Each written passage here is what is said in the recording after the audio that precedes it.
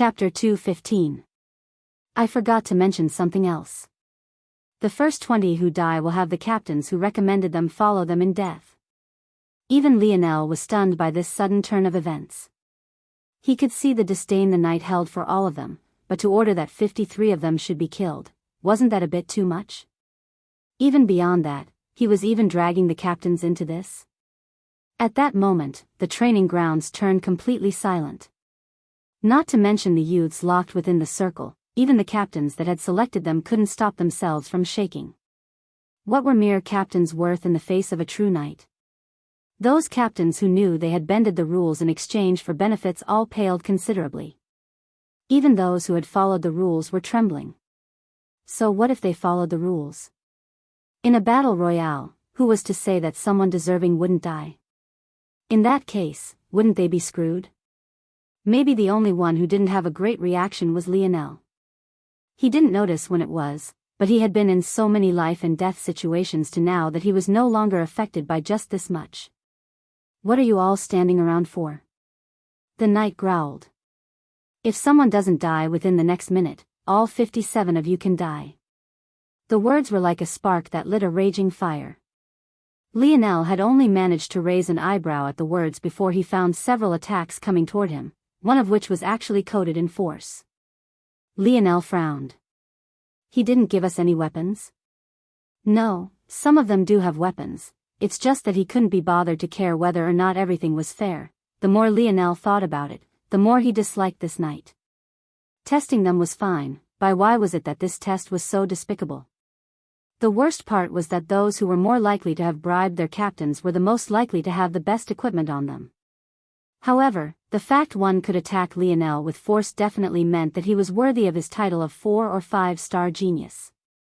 Heckle paled when he saw so many attack Lionel right from the start.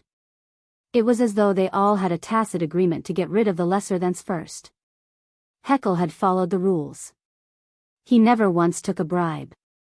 But, if Lionel were to die so early on, it wouldn't matter. He would have to follow him in death. Lionel sighed. He could faintly see Heckle's face drain of all color from his vantage point as a dagger and 2 fists came his way. He shifted backward, sinking into his boxing stance. He could sense every change within this 100-meter range. In fact, he could already see that within the next second or two, at least 3 talents would fall, all of them dressed just as simply as him. A flicker of rage sparked in Lionel's heart.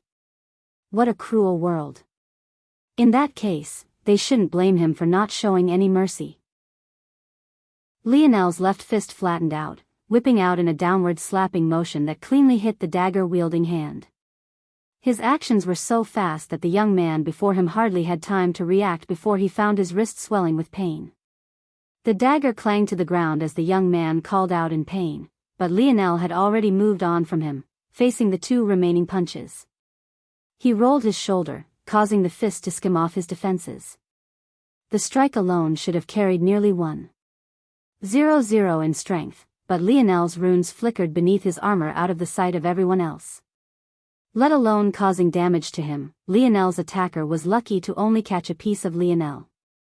Before the young man could even react to the bursting pain his fist felt, Lionel had already taken a step forward, his hips winding and his back foot pivoting against the ground hard as he sent a punch toward the final fist.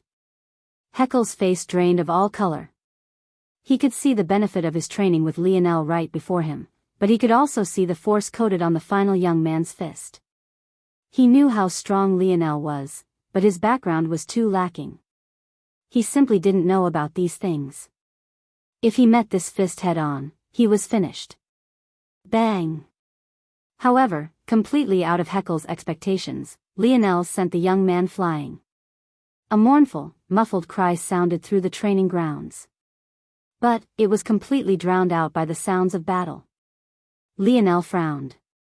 Killing with my fists is too difficult. Had that been my spear, Lionel sighed. He couldn't take out his spears now. If he did, he would expose his spatial bracelet. Who knew what kind of consequences that would have? But, Lionel's steps didn't pause as he pressed his 2 fingers together and turned, jabbing a bloody hole into the throat of the young man who threw the normal fist. With another step, he entered the range of the young man with the dagger. The latter held onto his wrist, crying out in pain. But Lionel didn't seem to care as he threw a punch toward his head. Call of the wind. Bang! The young man's head exploded into a cloud of blood. Let alone the crowd, this shocked even Lionel. He had only applied Call of the Wind to his fists because he found that his fingers were too vulnerable to continue using like a spear. Since he didn't want to expose his runes so easily to toughen them up, this was the better option. But never had he expected the result to be so exaggerated. At that moment, a hushed silence fell over the battlefield. Blasting a person's head apart with a single punch. What kind of concept was that? The young man who had awakened force and attacked Lionel earlier trembled fiercely. He didn't even seem to register his broken arm as he tried to scramble backward. The further he got from Lionel, the better. Haha. You did it, Lionel. You awakened inner strength. Lionel smiled bitterly when he heard Heckle's words. At this moment, that wasn't necessarily a good thing. Several pairs of eyes landed on Lionel. They all knew what to do. Several youths had already stood out amongst the crowd, killing targets not long after Lionel had. If they didn't band together against these youths, they would die. Chapter 2:16. Heckle seemed to realize that he had spoken out of turn, but it was too late to regret it. He had been on the brink of life and death just a moment ago, yet Lionel suddenly pulled a reverse that saved his life. How could he not be excited? A moment later, Heckle's expression had tensed once more. Lionel frowned and entered his stance, not forgetting to pick up the dagger on the ground first. Another three slowly moved toward Lionel, their eyes flickering with hints of caution. This caution was not only for Lionel who was before them, but also toward one another. It wasn't as though they had suddenly begun to trust each other just because they tacitly understood they needed to work together. Seemingly understanding this, Lionel no longer hesitated as he dashed forward. He completely ignored the young man with a broken arm, deeming him less of a threat. With the strengthening on his internal sight, Lionel knew that this young man had only formed a single force node, and it was in the very arm Lionel had already broken. He was practically a cripple. When Lionel entered a 5-meter radius of the three before him, he shot out the dagger in his hand. It whistled through the air, piercing one of them through the throat. In what felt like a flash, he appeared before the remaining two, his eyes flickering with a cold, calculative light. His speed was simply too fast. His palm appeared on one of their chests. As though being met by an unstoppable force, the young man was sent flying through the air, crashing into a few that were taking the opportunity to surround Lionel. Lionel's fist jabbed forward. Under the influence of Call of the Wind, it felt as though hurricane-force winds were ripping the young man apart, leaving his face distorted even before Lionel's strike landed. Another rain of blood shot into the skies as another corpse fell beneath Lionel's fist. However, Lionel himself was still frowning. It looked impressive that their heads were exploding like this. But the truth was that this simply displayed Lionel's lack of control. Call of the Wind was initially a long-range attacking technique meant to be applied to arrows, darts, and similar weapons. Lionel had modified it to be used with a spear, but the essence of the technique remained the same. Both allowed him to focus his force into a point. However, his fists seemed completely incapable of doing this. It made Lionel realize that maybe his mastery over this technique wasn't as great as he initially thought. If he could apply better control, he felt, Call of the Wind could be maybe even 10 times more powerful than it was now.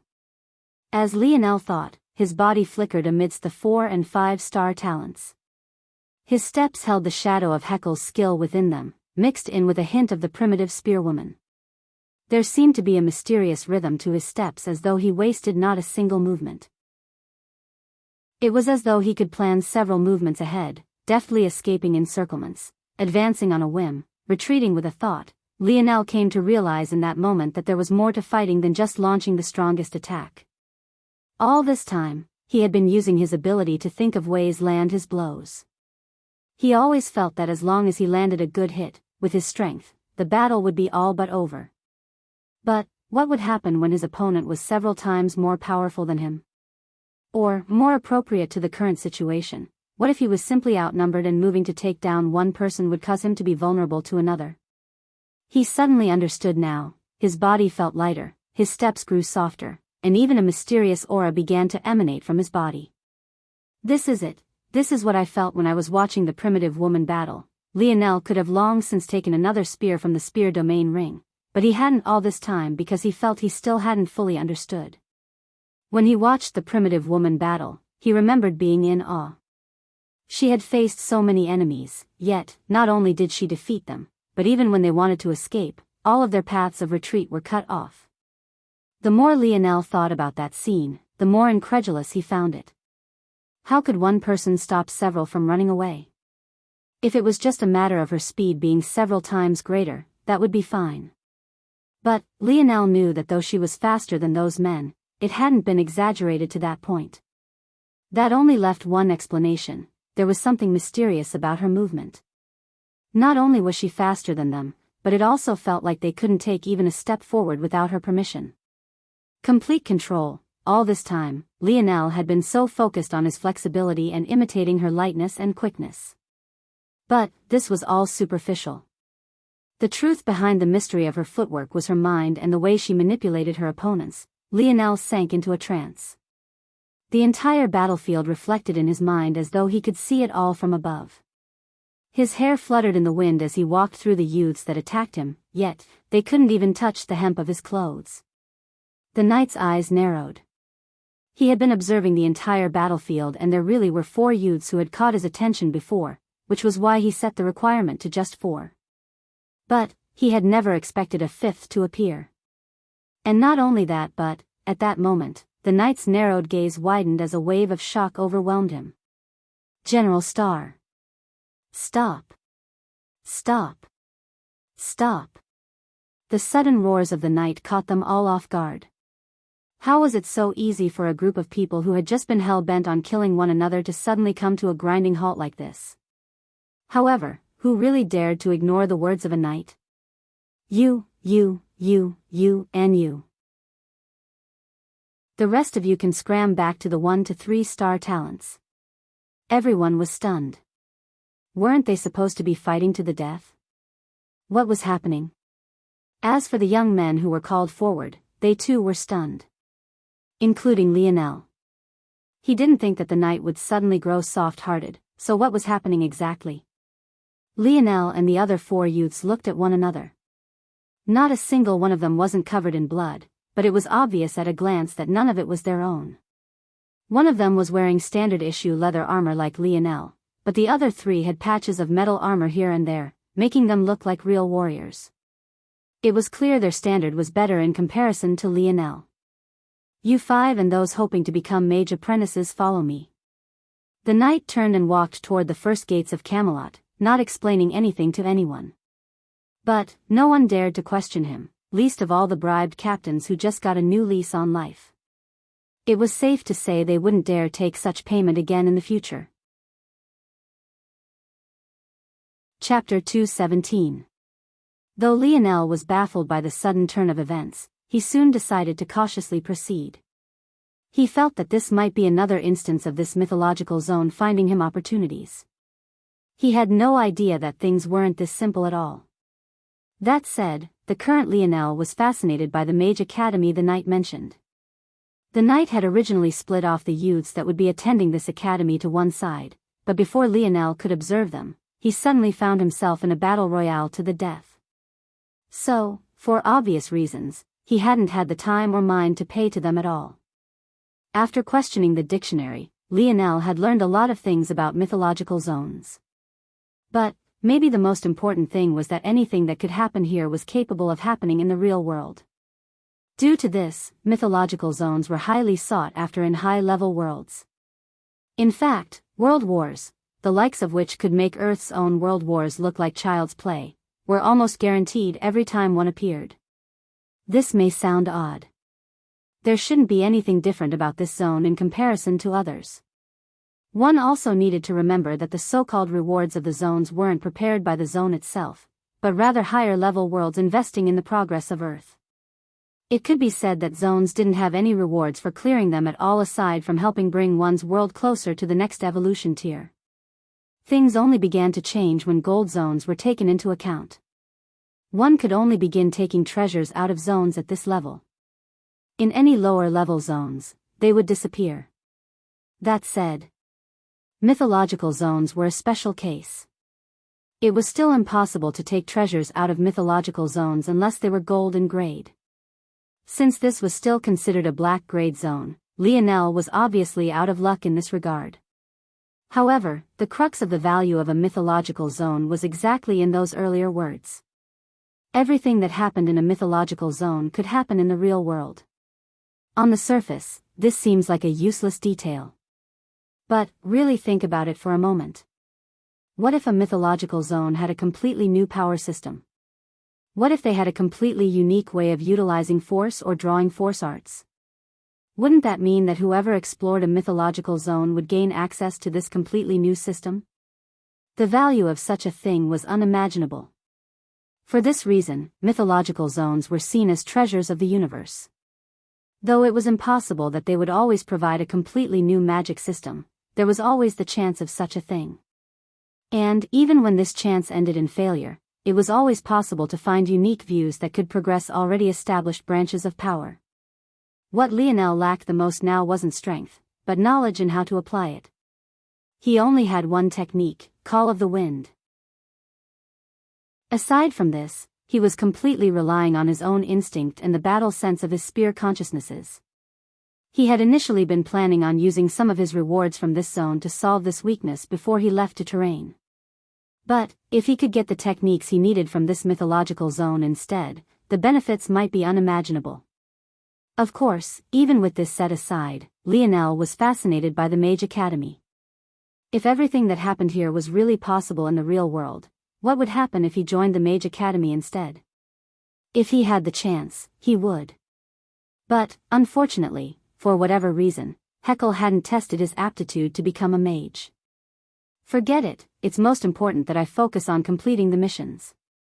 Learning this mythological zone's unique power systems comes secondary. Lionel couldn't forget that he was on a timer. Every zone had a hidden timer hanging over the heads of those who entered it. He had found this out the hard way in the Joan of Arc zone. According to the dictionary, the timer for this world was set to around 10 years. That was the equivalent of 10 weeks to the outside world. He had to figure things out by then. That sounded like a lot of time, but Lionel knew that it wasn't. In that time, he needed to gain enough power and prestige in Camelot to actually affect change. In an already established kingdom like this one, let alone 10 years, even 30 might not be enough. But, displaying his talents just might be a great help to that. So, if he had the chance, he would display them more. Now that he was here, there was no need to keep holding back. He'd begin to slowly show what he had. Lionel was lost in his thoughts when a sudden voice awakened him. Ellis, I've brought your brats. Hurry up and scram out here. Lionel looked up to find that they had already long since entered Camelot. Not only had they entered, but they had gone as deep as the third city section. Camelot had 5 walls and 5 gates. The most outer wall opened to a section known as the outer city, the second gate led to the upper outer city, and the third, where they were now, was known as the inner city. Beyond that, the fourth gate led to the noble city and the fifth led to the true core of Camelot. Of course, these were just colloquial names. Officially, all of these cities were collectively known as Camelot. If one could live here, they were already the cream of the crop. But, where people could have divisions amongst each other, they would. Currently, Lionel and the group of youths had been led to the inner city and were now before the doors of a small shop. Compared to the large buildings all around, it seemed out of place. Through the windows, it was possible to see bookshelves that covered the whole shop. It was to the point that books that couldn't find a place were strewn about wildly. At that moment, a woman wearing dark blue mage robes and a pointed hat that seemed too big for her head pushed her way out and faced the youths and the knight. Them? The woman frowned. Or rather, Lionel thought she did. It was a bit hard to see her face through her drooping hat. These are the brats the captains picked. If you want to blame someone, blame them. If it wasn't because I lost that bet, do you think I would have picked them up for you? Ellis waved her hand that looked surprisingly fair. At this point, Lionel was expecting an old hag. If it wasn't for the barely noticeable curves in her voice, he wouldn't have been able to tell she was a woman at all. All right, I've done my part. Now, you five. Follow me. Lionel saw a barely perceptible flicker of excitement in the knight's eyes when he said these words, causing him to be confused. It seemed Ellis noticed this as well and looked up curiously. She was likely quite familiar with this knight and wanted to know what could excite him. But Lionel would have never expected her eyes to land on him. Well, he thought it landed on him. Her body seemed to be pointed in his direction. It was simply too difficult to catch a glimpse of her face. Suddenly, her body trembled violently as though she could fall over at any moment. Jaren. Are you trying to steal talents from me? Do you believe I won't blast you into ash right now? The knight who had been ready to take them away looked toward Ellis with an incredulous expression. When he saw where Ellis was looking, he protected Lionel to his back. Don't you dare, old witch. This is my future general. Chapter 218. Lionel didn't know what to say. This was the inner city. Everyone here thought themselves to be refined people of the upper middle class. Seeing a knight and a mage get into a screaming contest in the middle of a busy cobblestone street was definitely not the norm for them. However, whereas they would scold and lambaste a commoner doing such a thing, none of them dared to offend a knight, and least of all a knight that didn't mind offending a mage. Mages were rarer and thus more valued. Any knight who didn't mind arguing with a mage was definitely one with relatively high standing even amongst knights. As a result, instead of seeing these two as uncultured, those nearby were rather curious to find out just what could cause two individuals of such standing to act in this way without care for their image. What bullshit, General Star. This young man is a born mage. Are you trying to waste his life away? Nonsense. Do you know how rare General Stars are? Our kingdom only has 31, and 13 of them are the Lords of the Round Table and His Majesty. I'll fight it out with you right here, old witch. Bah, who's an old witch? This lady here is still very young. Say one more word of nonsense and I won't hold back any longer. Ellis looked up toward the knight, Jaren, her hands on her hips. Like this, Lionel could finally catch a glimpse of her face and he had to say that she truly was a young lady. A gorgeous young lady, at that. But, judging by the way Jaren kept calling her an old witch, he had a feeling there was more to this story. At this point, the youths who had walked here with Lionel couldn't help but cast weird and somewhat envious looks toward him. By now, it was obvious to them all that these two were fighting over him. Even the crowd who had been standing around couldn't help but cast a few more looks toward Lionel. General Star. They were all aware of how prestigious such a title was. And, even if they weren't, Jaren's words were more than enough to explain it to them. Old witch, are you really trying to fight me for a General Star? This matter will definitely be brought to His Majesty's attention within the week. Is this really the battle you want to fight? You understand nothing. Those bullshit captains know even less. They dare to give such a talent over to you blockheads? This young man could become a 3-star magus given enough guidance, and you're talking to me about a damn General Star? Jaren's expression flickered wildly. There were indeed 31 General Stars. However, a 3-star magus. There were only 7 of them in the entire kingdom. Their statuses were so high that only His Majesty himself could order those old fogies around. If things were like this, it was obvious which had the higher standing. But, Jaren was still unwilling to give up. General Stars weren't just born like talented mages were. General Stars usually awoke later in life after one had experienced many things. One as young as Lionel. If he ignored King Arthur, this would be a first in their history. However, Jaren was feeling incomparably aggrieved. How had the captains missed out on something like this? Wait. How had even he missed it? Seeing the confusion on Jaren's face, Ellis sneered. You fool. How could you muscleheads be worthy of seeing through his talent? His spirit pressure has already reached the standard of a 3-star magus. He just hasn't learned how to control it yet.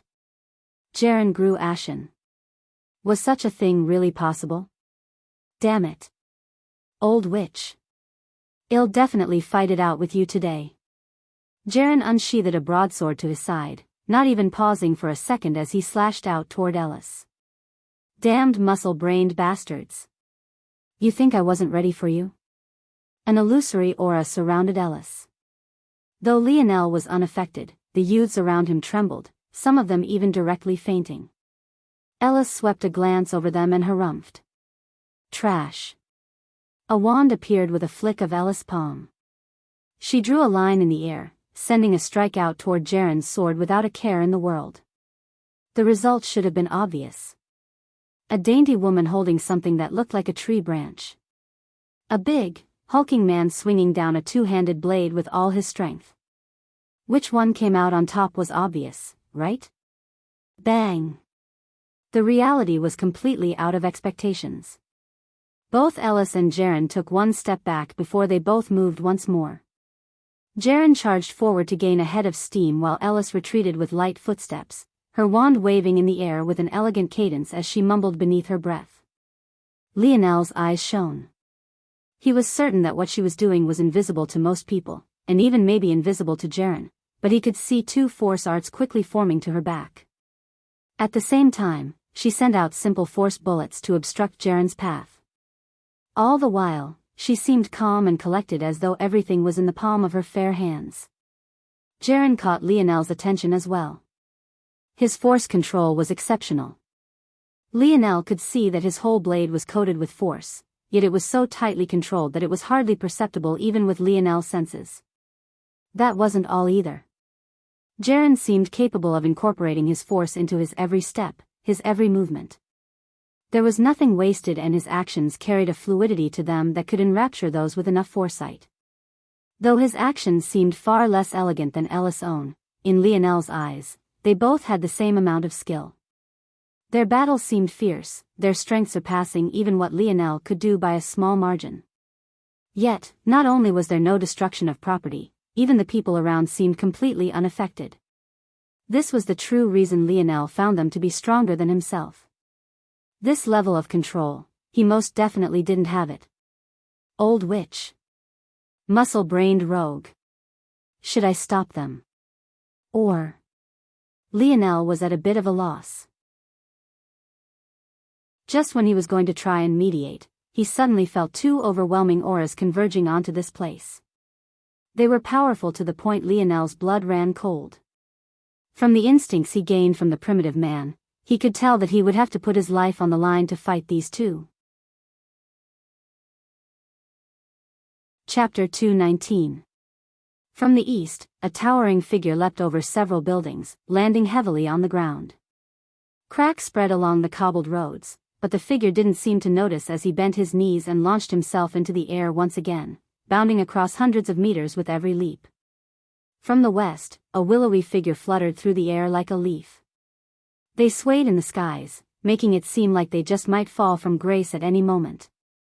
Yet, they managed to keep a steady pace, heading toward their destination with a purpose in the deep oceans of their eyes. Bang! The first figure landed heavily before the group of youths, causing the ground to quake. From their vantage point, he seemed so tall that he blotted out even the sun, casting a shadow over them all. He wore silver armor accented with outlines and embroidery of red. It made him look like a raging flame even when he stood completely still. He stood at almost 7 feet tall.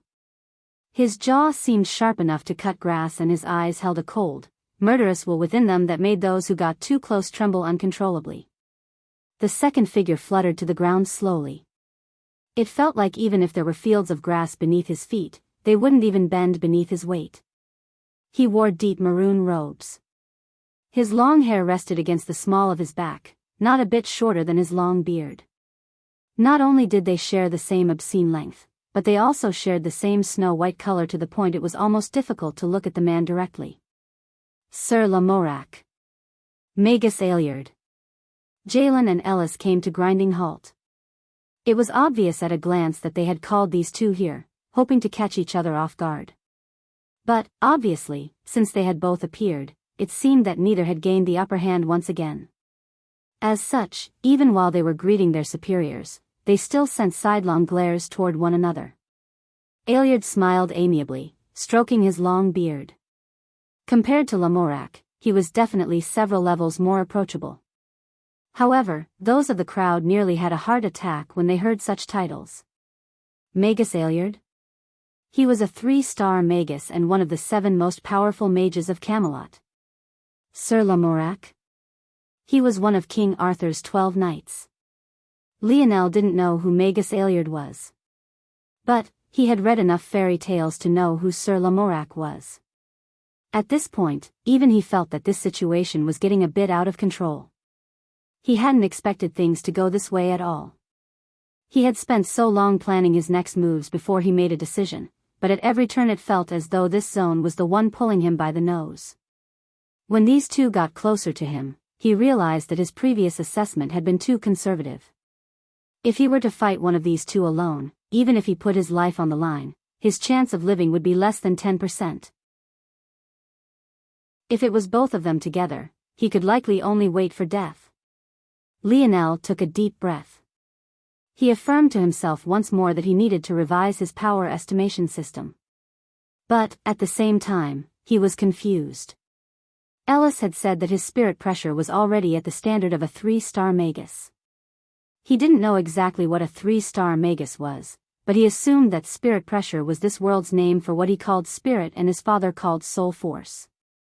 If he really was at this standard already, why was it that he felt this magus was an insurmountable mountain?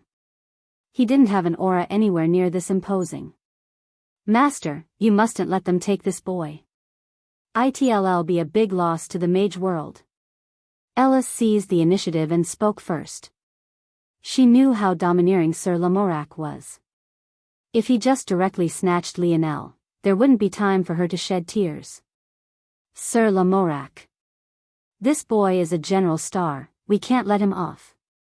Before Ailiard could respond, Jaren spoke up as well, unwilling to give up either. Oh. The two men looked toward Lionel for the first time. At that moment, Lionel felt as though 2 mountains were weighing down on him. He could only feel aggrieved at this point. Was this really only an SS grade zone? Then what the hell would he have to go through in an SSS grade zone? He had realized after fighting the Beast Kings that the divisions within the final 3 levels of a dimension had massive leaps between them. If not for this, he wouldn't have thought he was battling an SS grade threat when it was really just an elite S grade threat. But, this still felt a bit too exaggerated. Ailiard's calm, caring eyes gave way to shock after a moment. As for Lamorak, sensing a general star wasn't as straightforward as sensing spirit pressure. But, he was still stunned by the strength hidden within Lionel's body. Though others couldn't tell, as an experienced knight of the Round Table, Lamorak could tell that the strength within Lionel's body wasn't very far from his own. In fact, he could feel a slight scent of threat coming from Lionel at the same time. When had their kingdom gained such a talent? It was then the atmosphere completely changed. Jaren and Ellis had both thought that their respective masters would immediately begin contending over Lionel as well. What they could have never expected was for the temperature to suddenly drop by several degrees. Lionel's hair stood on end as he explosively retreated. He didn't even feel the slightest hint of safety even after he had placed 10 meters worth of distance between him and the 2 men. Neither Lamorak or Ailiard moved a single inch, but Lionel felt as though a guillotine was hanging over his neck, ready to fall at any moment. Who are you? Who sent you to my Camelot? Lamorak's words caused a coldness to well up in Lionel's heart. Chapter 220. Lionel felt a heaviness on his chest. He suddenly found that it was several times more difficult to breathe as though all the oxygen in the air had been sucked away by some unknown force. Speak, boy. Lamorak's words grated against Lionel's ears, beating them like a drum. It felt like his head might explode if he listened too closely. Or else, they'll slaughter you where you stand. Lamorak and Ailiard were immediately on guard. A normal talent was always something to celebrate. But, if a talent was too monstrous, rather than being a joyous occasion, it would cross over and become something completely different. A body rivaling that of a Knight of the Round Table? A spirit pressure rivaling that of a 3-star magus? Rather than truly believing that Lionel was such a genius, it made more sense to believe that he was a hidden evil with bad intentions. It was simply impossible for someone so young to have such ability. There had to be another explanation. Lionel's frown deepened.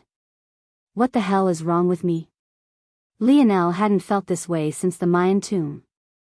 This uncontrollable, insatiable fear that seemed to want to swallow him whole. He found it difficult even to calm his mind the slightest bit. After a moment, Lionel's eyes focused on Ailiard, his expression becoming even more serious. He didn't know exactly what was happening, but he had a strong feeling that it was the fault of this seemingly amiable man. There was a slight glow in his eyes. It was nearly imperceptible, to the point even Lionel began to question himself. In that time, the fear he felt multiplied several times over, unwilling to relinquish the hold it had on his heart. Lionel turned his gaze back toward Lamorak, the goosebumps spreading rapidly across his skin without pause. He shook his head furiously, trying to calm his mind.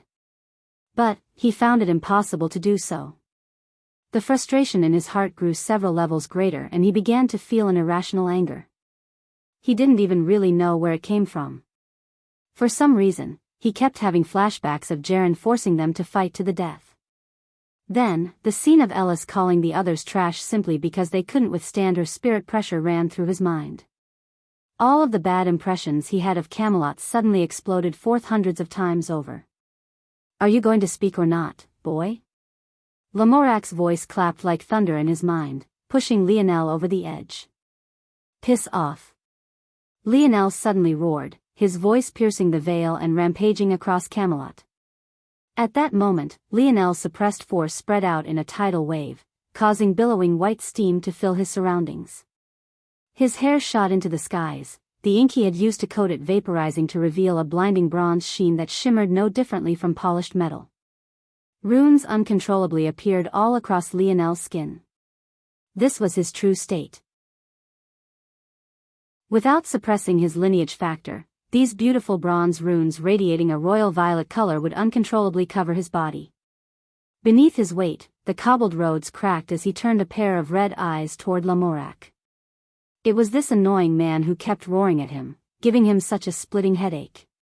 It had truly infuriated him to the max. An oppressive aura erupted from Lionel's body, bearing down on Camelot like an emperor descending from the skies. The runes finally stopped spreading across Lionel's body. At that moment, he looked no different from a Roman god. His billowing hair, the bronze halo above his head, the crown drawn across his forehead.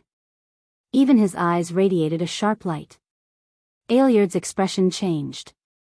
It wasn't just him, all those who had been around found it difficult to comprehend what was happening. At that moment, it felt as though a third heavy weight of Camelot had appeared, someone with no less strength than a 3-star magus or a Knight of the Round Table. Boy! Do you think Camelot is a place you can act as you please? Before anyone could stop him, Lamorak had shot forward, a massive mace with a cylindrical head appearing in his hands. No, it wasn't a mace, it had no sharp points. It was a completely blunt weapon, carrying an impossibly heavy weight behind it.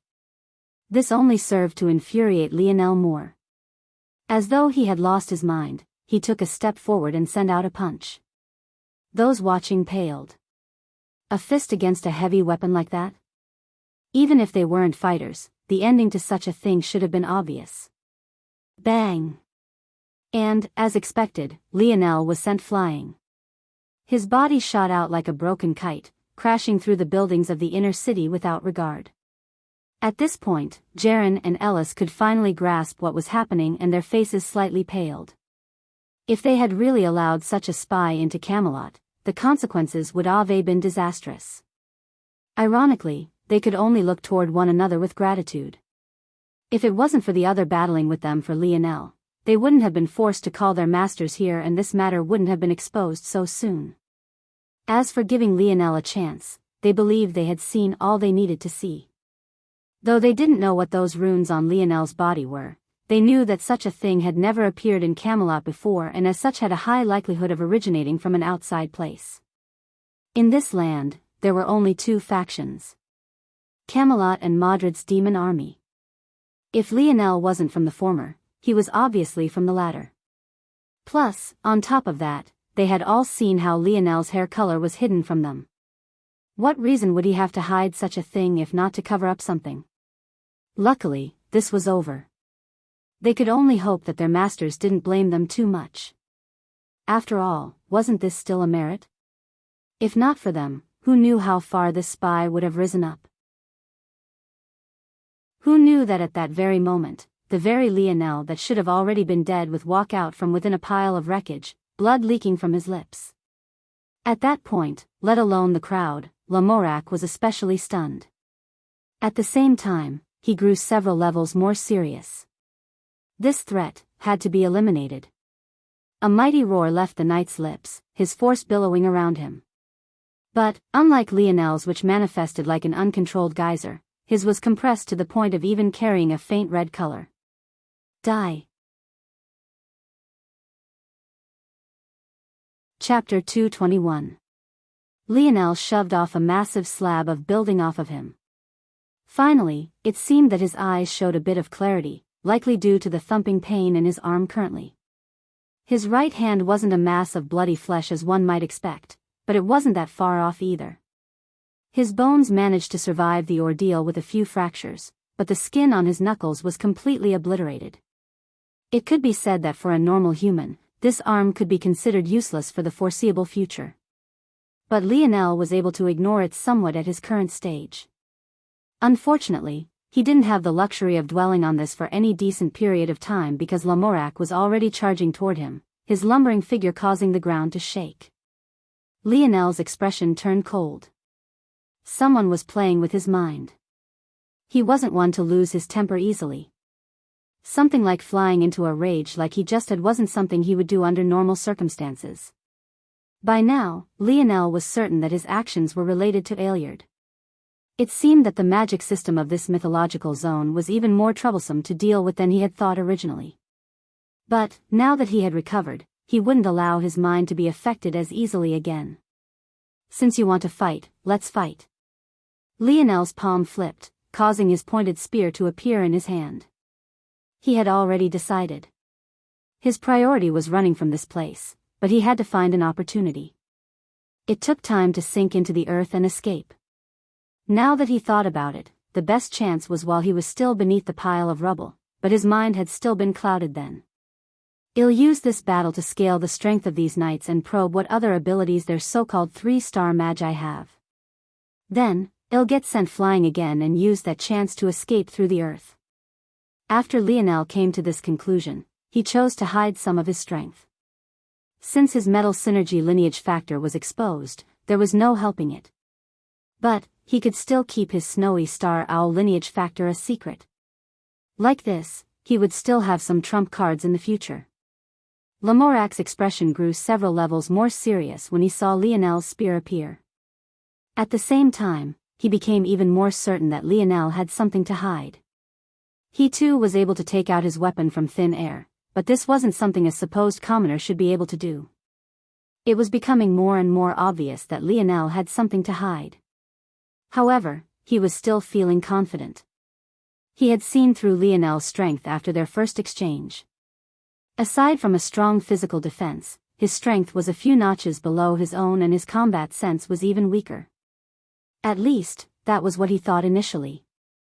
After Lionel's eyes regained their calm, he took a forceful step forward that sent his battle intent soaring through the skies.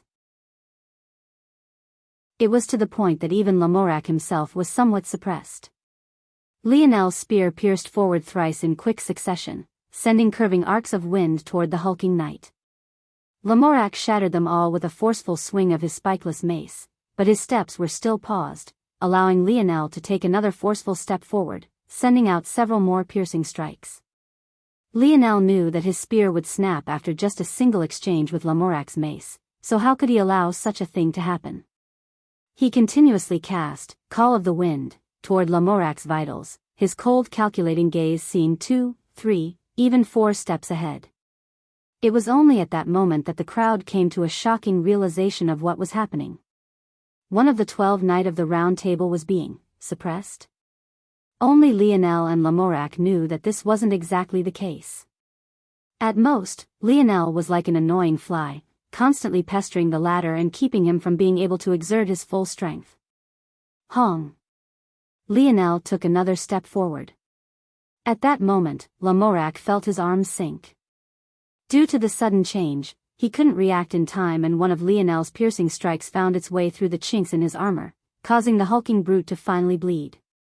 The gravity field is only 1x, but it's enough for a sudden change of pace. Lionel's eyes narrowed. While Lamorac was unable to use his full strength, neither was Lionel. Not only was he holding back some trump cards, but he also had to continuously monitor Ailiard. However, he was so focused on protecting his life that he didn't even notice the utter silence that had fallen over the inner city. They couldn't believe their eyes. Still, despite the fact he had been injured, Lamorac didn't seem to care. In fact, he seemed completely unaffected. It seems I will have to use my true strength. I've underestimated you. Lamorac suddenly stopped defending completely. Or rather, he stopped moving entirely. Yet, even when Lionel sent out more Call of Wind strikes, trying to keep his distance, they completely shattered before even entering a 1-meter radius of the hulking knight. Lamorac's force began to flicker with a wild brilliance, condensing into a red, raging flame. Yet, Lionel could tell that this wasn't fire elemental force. It was something completely different. It didn't have any heat to it, nor did the temperature rise. His force took a tangible form, fluttering around his body and causing an oppressive pressure to flood over the battlefield. Bang! The stone beneath Lamorac's feet shattered as he shot forward. Lionel shot back, his brows slightly furrowed. But, no matter how many strikes he sent forward, he couldn't break through the barrier around Lamorac at all. At that moment, Lionel's steps gained an enigmatic rhythm to them. He seemed to lead himself into a corner, only to just barely slip out and flip the positions of both himself and Lamorac. His light steps were in complete opposition to Lamorac's own heavy stomps, making their battle seem like one of a giant versus an ant. General Star? Lamorac remained expressionless. He had already heard Jaren say that Lionel had such a thing. But didn't he as well? In fact, compared to Lionel's own, it was like comparing a grown man to a child just learning to walk. The difference was even more exaggerated since Lionel's runes made his body heavier than he was equipped to handle. Just when Lionel wanted to trick Lamorac with his steps again, he found a swinging mace he couldn't avoid at all in his way. In fact, to an outside observer, it seemed as though he had walked into it of his own volition. Bang! Chapter 222. Schedule will be changing. Updates will be at 10 p.m. Eastern Standard Time from now on. Lionel felt as though all the bones in his body were shattering. He had never been hit by a truck before, but he assumed that this was about as close as he could get to the real thing. His body curved grotesquely around Lamorac's spikeless, cylindrical mace, almost like a ball deforming around a baseball bat. Then, in the blink of an eye, he was sent flying. Or rather, he thought that was what would happen. But reality was cruel. In the single step Lamorac had taken to send a blow toward Lionel, the ground beneath his feet caved downward before jetting up a large broken piece. Before Lionel could fly very far to the side, he hit this broken piece first, causing his already bent body to crash the other way. In the end, as though it was all planned out beforehand, Lionel fell right before Lamorac, the glint in his eyes slowly growing dim. Lionel's world began to spin. He didn't have the presence of mind to maintain his ability any longer. It felt as though everything was fading. The pain was truly too much. His thoughts were in complete disarray. He only caught onto the faintest inkling of something that made him shocked to the point of speechlessness. Every step Lamorac had taken before had caused a crack on the ground. Then, during his last attack, his final step managed to kick up a large slab of stone that stopped Lionel from flying away. However, according to Lionel's calculations, that should have been impossible unless the previous steps drew the outline of the stone slab he eventually kicked up. If this was true, Lionel could only admit that he was entirely outclassed. His ability was perfectly suited for this kind of planned battle, yet he still lost so resoundingly. Weren't big brutes like Lamorak supposed to be simple-minded? Lionel felt his consciousness fading. The last time he felt this kind of pain, it was while he was opening his bloodline shackles. But, at least that had some sort of reward at the end. This was just unbridled, unconcealed, and unrestrained pain. Suddenly, the sound of whistling wind shook Lionel awake. He didn't need to look up to know that it was Lamorak's heavy mace swinging down toward him. As a man of the battlefield, Lamorak didn't feel the need to say anything after seizing victory. There was no room for trash talk or disdaining the enemy in such a situation. Those who did things like this usually didn't last very long. It could be said that this was the first time Lionel felt that death was so close. Not that there was just a threat of it, but in just a few more moments, he would experience what it felt like to have his life snatched from him. In the Mayan tomb, he almost died at the hands of the sacrificial virgin, but that was a choice he, himself had made. He had found it too difficult to take the life of an innocent teenage girl. Compared to this situation where the choice wasn't in his hands at all, it was completely different. This feeling sucks. Lionel hadn't ever felt such a wave of helplessness before. I don't like it. Lionel tried to move, a strong will pulling his body together as he tumbled to one side, just barely avoiding Lamorak's fatal strike. However, the air pressure alone made him feel as though his body was collapsing. Shattered bits of dirt and stone were flung on his body, sending him sliding to the side. Lionel grasped out for his spear, only to realize it was nowhere to be found. It must have flown out of his hand during that last barrage. What a joke, he hadn't even felt it leave his grasp. Had he been a true spearman, he would likely rather die than relinquish his weapon so easily, but it seemed he hadn't reached such a stage yet. Lamorak raised an eyebrow. He had only missed because according to his own calculative abilities, Lionel should have been too injured to move at all. Something like this was outside his expectations. However, he wouldn't miss again. Bang! Lionel was hit squarely on the head. The ground he was trying to pull himself up from shattered and formed a small crater. Lamorak had thought that this would be enough, but his brows furrowed once more. He faintly noticed Lionel take out a weird fish scale. That scale formed a shield that just as quickly collapsed under his might. It was likely this that had saved Lionel's life this time. Lamorak began to feel a slight discomfort in his chest. With his experience, he knew that if he let things go on like this, 1 or 2 coincidences might snowball into 3 or 4. Eventually, the situation would get out of hand and leave his scope of ability to handle.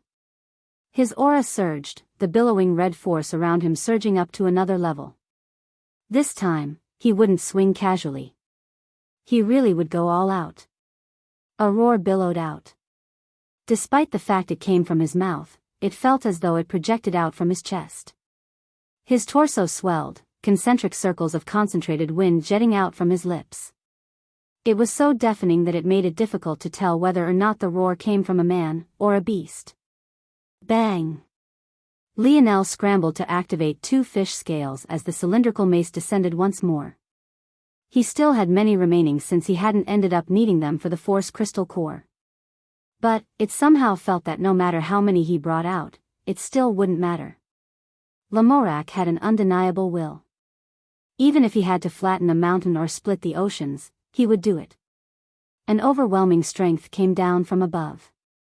The 2 force skins Lionel formed barely held up for a split moment before shattering like broken glass. The mace crashed into his body, causing the small crater to expand a fold in size. The cracks along the cobblestone street spread out toward the various shops on the side, causing some of them to collapse on their foundations. Lionel's chest caved inward, his face becoming badly distorted. When Lamorak lifted his mace once more, there was nothing but a mangled mess. With how much blood there was, it was difficult to even differentiate the features of a normal human body.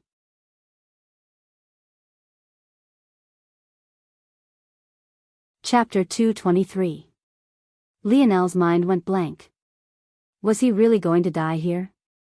He was unwilling. Even more unwilling than he felt when his bloodline shackles tried to force him to take a step back. He was continuously roaring in his heart. However, his body was really in no state to move. No matter how unwilling he was, there was a limit to what Will could accomplish. He's still alive? Lamorak raised an eyebrow. He still didn't manage to kill Lionel after going all out like this? Just when he wanted to swing again, though, a voice suddenly called out to stop him. Hold on, Sir Lamorak. There's still some value in questioning this young man, don't you think? Questioning him? For what, exactly? Don't you think there are still some odd points about this?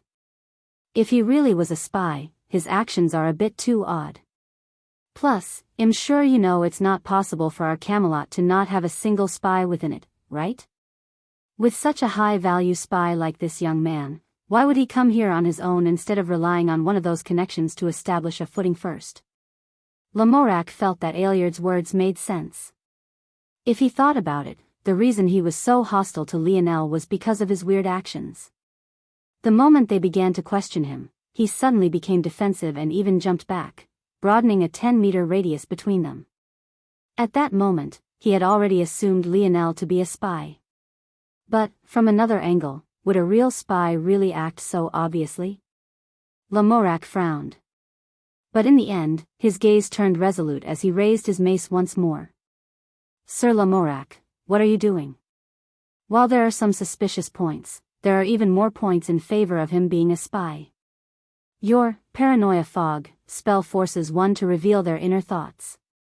It's clear that not only is this young man hiding something, but judging by his initial reaction, he's also hiding a bestial aura within his usually calm demeanor. With this kind of attitude, he isn't a person who forgives easily. Even if he doesn't retaliate, his heart will never be with Camelot. This will be something Modred can exploit. Such a person. It's better that he dies.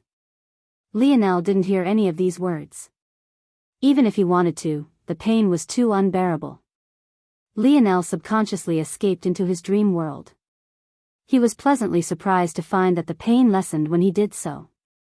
It wasn't that his body had healed, but rather that it took a lot of his mental faculties to enter this space. So, his other senses were dulled. Lionel had thoughts of just staying here to the end. Maybe death would be less painful in this way. However, that familiar unwillingness swelled in his heart. He really did hate this feeling. He couldn't explain why he hated it so much, either. It wasn't as simple as him not liking pain. At the same time, it wasn't like Lamorak was a horrible person. He was only doing what he thought was right. He also didn't look down on Lionel, nor did he disdain his existence. All this being said, Lionel still hated this. He hated it so much that even with all the pain ravaging his body, he still had emotions to spare for fury. But, what good was that? Fury wouldn't do him any good. If anything, it would probably speed up his death. I need to get up, despite having these thoughts. What good were they? Wanting to get up and being able to were two completely different concepts. No amount of will could mend his bones and flesh. His body was a complete mess. In truth, the fact that he had any consciousness to speak of was shocking enough. Maybe if his spirit wasn't so great, his thoughts would have already faded. Lionel's mind drifted, looking toward the large, complicated dream sculpt hanging in the air above him. It looked like a maze of golden and silver lines. If one had to explain it in just a few words, it would be like if one created a complex network of tunnels beneath a planet's surface, then took everything away but the tunnels themselves. In truth, it was incomplete. This dream sculpt was none other than the natural force art of the Force Crystal Mine Core. It was about 99% to completion, but that final percentage point felt like an insurmountable mountain to Lionel. He felt that even if he spent years meditating on it, it wouldn't do him any good. Lionel fell into a trance staring toward the natural force art before he realized what was happening. This always seemed to happen when he looked at this dream sculpt. He wasn't sure why it happened, but all he knew was that falling into this trance lessened his pain even more. It almost felt somewhat refreshing. In the outside world, Lamorac's mace reached its apex. Aeliard sighed and shook his head. He didn't feel that it was worth it to have a clash of ideologies with a knight of the Round Table over someone as insignificant as Lionel. Plus, the words he spoke were true. There was nothing wrong with his analysis.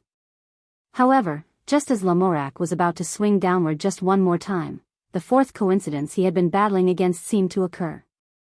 At first, Lionel was nothing but a bloody mess. But in the next instant, a boundless light suddenly radiated out from his body.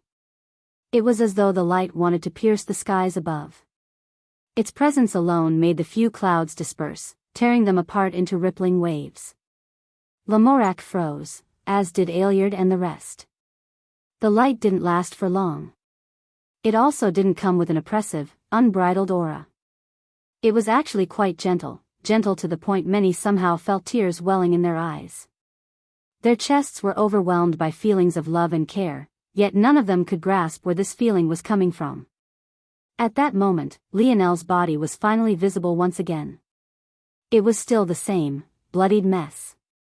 But there were odd, fluttering white feathers falling around him like gentle drops of rain. Each of the white feathers looked pure beyond belief, radiating a gentle golden light as they fell onto Lionel's body one after another. Under the shocked eyes of the spectators, as every feather fell, the wounds on Lionel's body seemed to slowly close as well.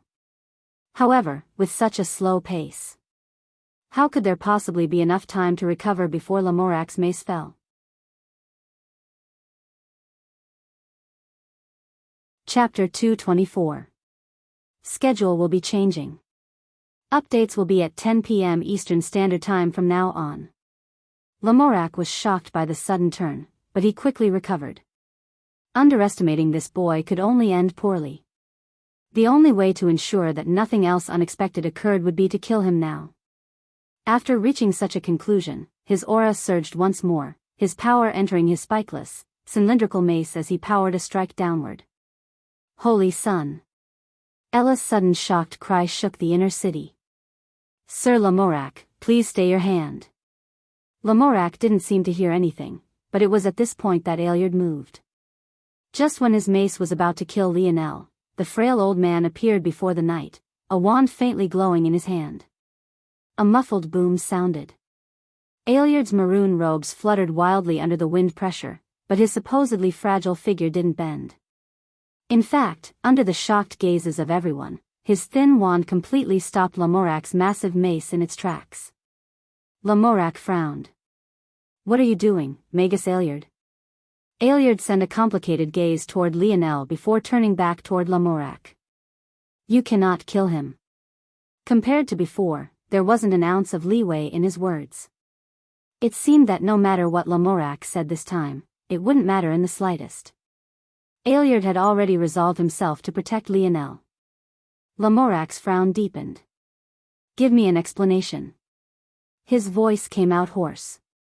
No one doubted that if Aeliard's words weren't convincing enough, the great knight truly wouldn't have a problem with starting a battle here and now. Compared to the safety of Camelot, he didn't mind falling out with even a 3-star magus if he deemed it necessary. You should have already heard it. He is our holy son. What other explanations do you need? Lamorac slowly lowered his mace. It seemed that he wouldn't be able to do what he wanted to do today. He had indeed heard Ella's words, but he had completely ignored them. It was impossible to tell whether he knew their significance or not, or if he simply knew of it and still didn't care. At that moment, a whole host of city guards began to make their way forward. These events seemed to have taken a long time, but it was truly no more than a few minutes since the battle began. Coupling that with the fact the inner city usually didn't need much policing, and it was no surprise that it took so long for officials to make their way here. However, by the time they did, it was all already over. Lionel startled awake. His first thought was that he had died and ascended to some higher world controlled by a greater power. It truly wasn't his fault for thinking this either. For one, he had been in a life-or-death situation. And secondly, he couldn't describe the place he was currently in by any other means. Everything was either in white or gold. Even the bed sheets that covered him were embroidered with real gold sheets. With his metal synergy lineage factor, it was simple for Lionel to tell that this was in fact real metal. Despite the fact that everything was woven by such bright colors, the room itself wasn't hard on the eyes. Everything gave off a warm light that made it more comfortable than grating. It was precisely the kind of place one would expect heaven to resemble. However, these thoughts didn't last long because when Lionel awoke, the large doors to his current room were opened. It was only now he realized just how tall the entryway was. He didn't understand why a bedroom needed doors with a height of over 5 meters. After he got over the oddity of the doors, Lionel was shocked to find that the one who entered was Ellis. He very much doubted that she died along with him. Plus, if this was his heaven, the woman who came in should definitely be Aina, not this woman he barely caught a glimpse of beneath her massive, pointed hat. This time, though, Ellis had taken off her large hat, revealing quite some delicate features.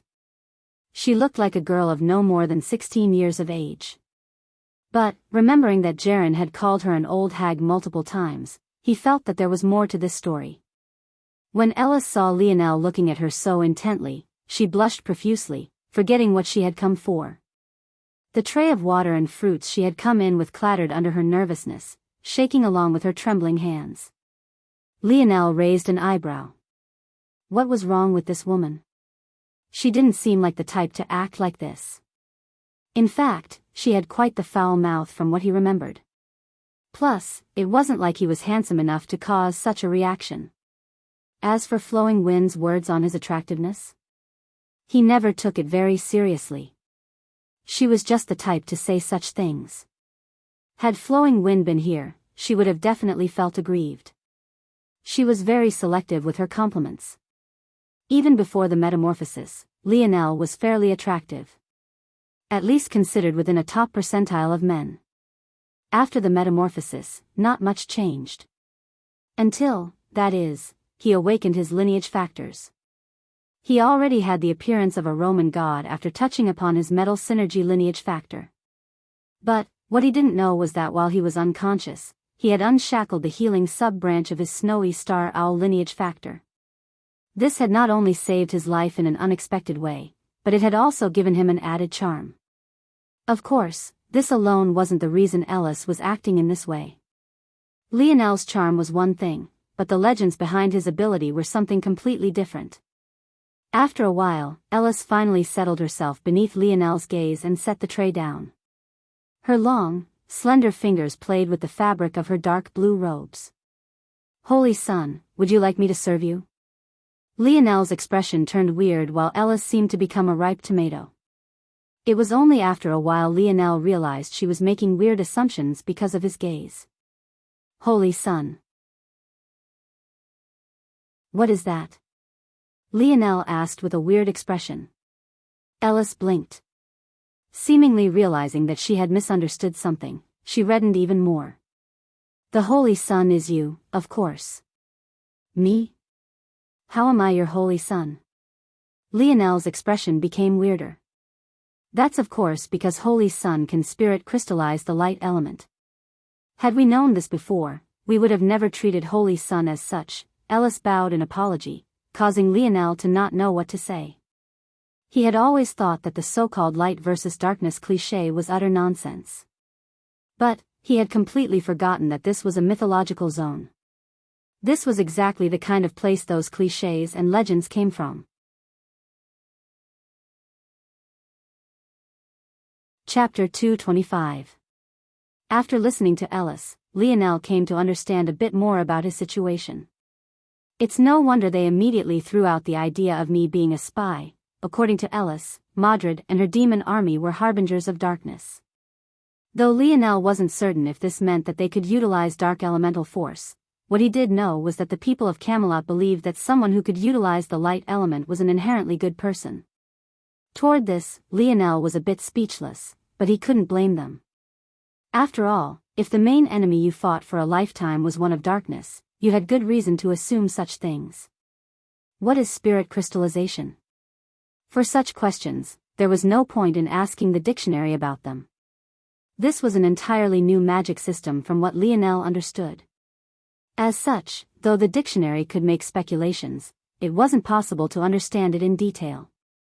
This experience would teach Lionel something very important about the universe. Tales of fiction tended to have just one power system that ruled over all others, but this wasn't how the real world worked. Within the universe, there were countless systems of powers and new ones were being created all the time. Even though many of them had the same ends, they all approached it differently. Some magic systems could reach the pinnacle, others were lacking a bit, and yet others were lacking a lot. Whether Camelot's system fit into the first category or one of the latter didn't truly matter much to Lionel right now. All he knew was that they were more powerful than his current self. So, at least for now, their techniques were worth learning. As long as it wouldn't badly influence his future path in a more properly vetted magic system, Lionel wouldn't mind trying out everything they had to offer. Ellis seemed to realize that Lionel really didn't know much of anything. It made her feel embarrassed that they had thought of him as a spy. Spirit pressure is used to crystallize the elements. Mages are born with differing affinities depending on several factors. Most often, affinities are inherited from one's parents. If two mages have a child together, there is normally a 20% chance their child will also be a mage. If those mages are more powerful, the chance is even higher. But, it will also be more difficult for them to have children. If the parents share an affinity, the likelihood is even higher. For example, if both parents are water elemental mages, the chances are closer to 50%. In addition, their child will also have an even higher affinity for the water element in comparison to their parents. Sorry, I got off topic. Realizing that she had been talking about the mating patterns of mages, she blushed profusely once again. Lionel smiled and didn't mind. After the overly straightforward answers he was used to receiving from the dictionary, this was actually a nice change of pace. The other method is what I'm sure happened to Holy Sun. This could just be considered a blessing of the skies. Spontaneous birth of mages like you are ironically more common. Lionel nodded, hiding his peculiar expression. He gained his light elemental force from his mother's side. So, he wasn't in the category Ellis spoke of at all. But, he had told Heckle that he was an orphan, so Ellis was probably tactfully tiptoeing around this. Since it was better to continue allowing her to think this way, Lionel didn't correct her. Plus, in his opinion, his mother wasn't truly his mother regardless. He didn't even have the faintest memory of her. There was a reason he had hardly reacted when his father told him she was still alive. Was it resentment? Lionel didn't think so. He couldn't remember ever missing his mother, but that was mostly due to him not really experiencing what it felt like to have one. Lionel would categorize it more as indifference. If he thought about it, maybe he was the weird one for feeling such a way. What do you all want to do with me? Finally, Lionel couldn't help but ask this question. After satisfying his basal curiosity, he realized that there were more important matters at hand. He felt that it would be a bit too naive of him to assume that everything would be fine now just because of this. However, after hearing Ellis' response, he realized he had still underestimated the value of the light element in this world. Had he known this, rather than getting beaten into almost becoming a corpse, he would have directly used his light elemental force instead of trying to hide it as a future trump card. Of course, Holy Sun will receive the same treatment as other Holy Sons. You will be allowed to enter the Mage Academy with high standing and receive all the rewards that come with this. We hope that you'll become a pillar of Camelot in the future. Lionel raised his brows. There are others besides me? Yes. There are 3 others. A hint of worship flashed within Ellis' eyes. One is His Majesty, King Arthur. The second is 3-star Magus Orion. The last is the first son of the Mage Academy, Sir Leonis. He is the son of His Majesty and is also walking the same path, that of the Magus Swordsman. Seeing Ellis fangirling, Lionel didn't really have the heart to stop her ranting. He could only listen on as she rambled on and on about these three holy sons. At some point, he tuned her out completely and retreated to his own thoughts. Interesting. According to legends, Arthur had a bastard son by the name of Modred. But, in this place, Modred is a woman. In addition, it seems that his publicly acknowledged son is also the child of his queen, Guinevere. Thinking to this point, Lionel's expression became a bit weird. He suddenly remembered that one of the side quests of this zone was to repair King Arthur's relationship with Lancelot. And, the dictionary made it quite clear that this was related to Queen Guinevere. Lionel felt another headache coming on. He really hoped that Lyones was Arthur's son. If it turned out he was Lancelot's son, this matter would only get more complicated.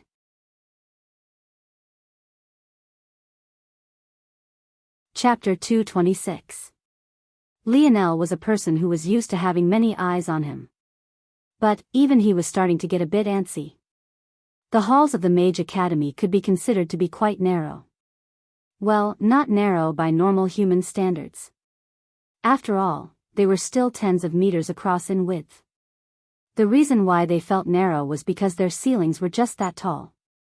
They loomed overhead with majestic archways, containing windows just as tall and grandiose. Unfortunately, with this large size came an equally large amount of people. Normally, it shouldn't be possible for so many to know of Lionel already. After all, this was ultimately a medieval-era zone.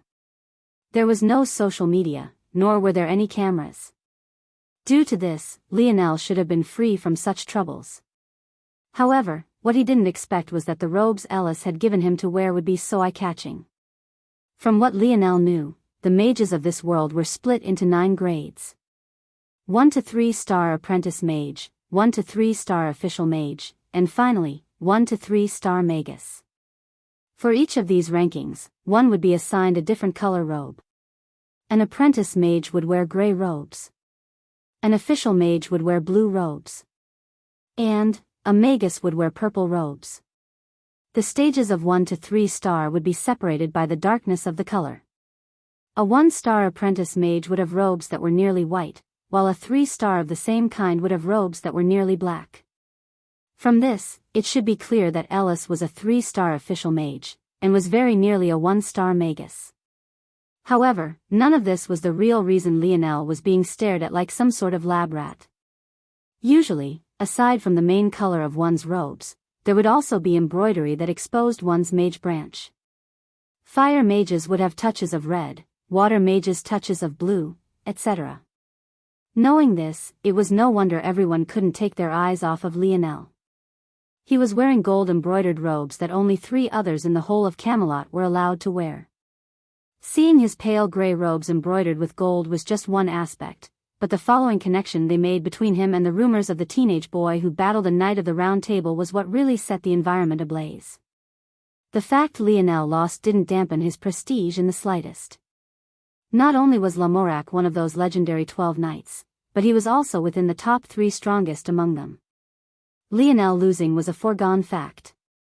It was the fact he managed to survive at all that garnered so much respect. All right. Clear the way. Ellis became a cross between a jealous girlfriend and a valiant bodyguard, clearing a path for Lionel forward. Luckily, she had been tasked with being his guide, or else with how large this academy was, Lionel would probably be spinning in circles for a while. Though he could release his internal sight, he was told by Ellis that this action was rude, so he could only take a step back. At the same time, though, he was confused. By my estimations, a 1-star mage is the equivalent of someone who has opened just 1 force node. A 3-star magus should be the equivalent of someone who has opened 9 force nodes. But, there were too many things Lionel had questions about. For one, he had already opened 8 nodes. Not only had he done so, but his nodes were much larger than a normal person's. By right, he shouldn't have lost so badly to Lamorak, who was the knight equivalent of a 3-star magus, a 3-star grand knight. Secondly, Ellis had said his spirit pressure was the equivalent of a 3-star magus, but this shouldn't have been true either. His spirit should be at the peak of the 5th dimension. Let alone a 3-star magus, even 1,000 of them shouldn't have been able to match up to his spirit pressure. There was definitely something weird going on. Lionel was lacking in a way he couldn't put his finger on. But there was a burning fire within his chest. He had had this uncomfortable feeling within his heart the moment he awoke. He had never felt such agitation in his life before, and he found it hard to describe. All he knew was that unless he could defeat Lamorak, he would never feel at ease. Ellis led Lionel to a classroom he was embarrassed to find was filled with 12 to 13-year-old kids. Luckily, there were a few who were closer to him in age, but they were all seated at the back. It was clear their standing was much lower than that of the younger kids. Ellis walked to the front. Surprisingly, she was the lecturer for this class. Lionel chuckled and shook his head, his embarrassment fading. He was never an overly proud person to begin with, at least not for meaningless matters like this. Of course, if others knew he was thinking this, who knows how they'd react. It wasn't long before he had sat near the front and forgot about everything around him.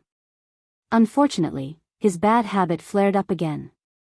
An oppressive aura filled the classroom as Lionel began to focus. Many of the small children burst into tears, but didn't dare to make a sound, fearful that they would anger Lionel. Lionel was so focused on Ellis' words that he didn't notice the oddities around him. This was always how he was in class.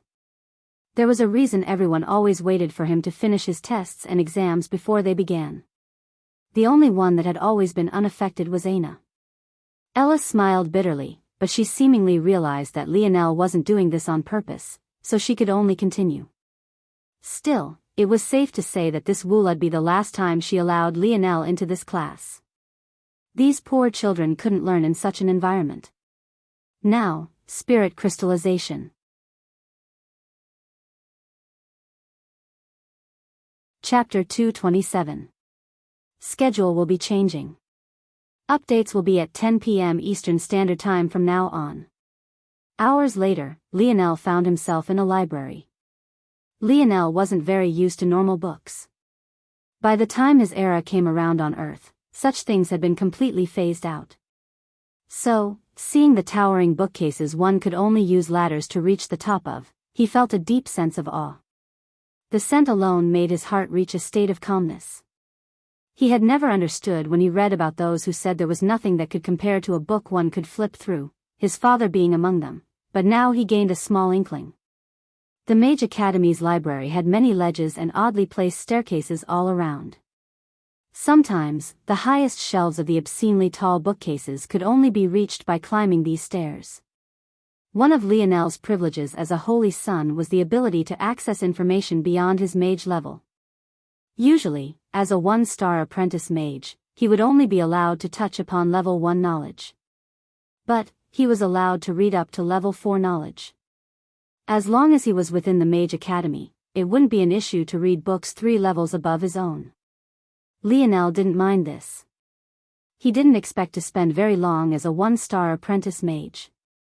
He wouldn't be surprised if it only took a few months to become a 3-star magus.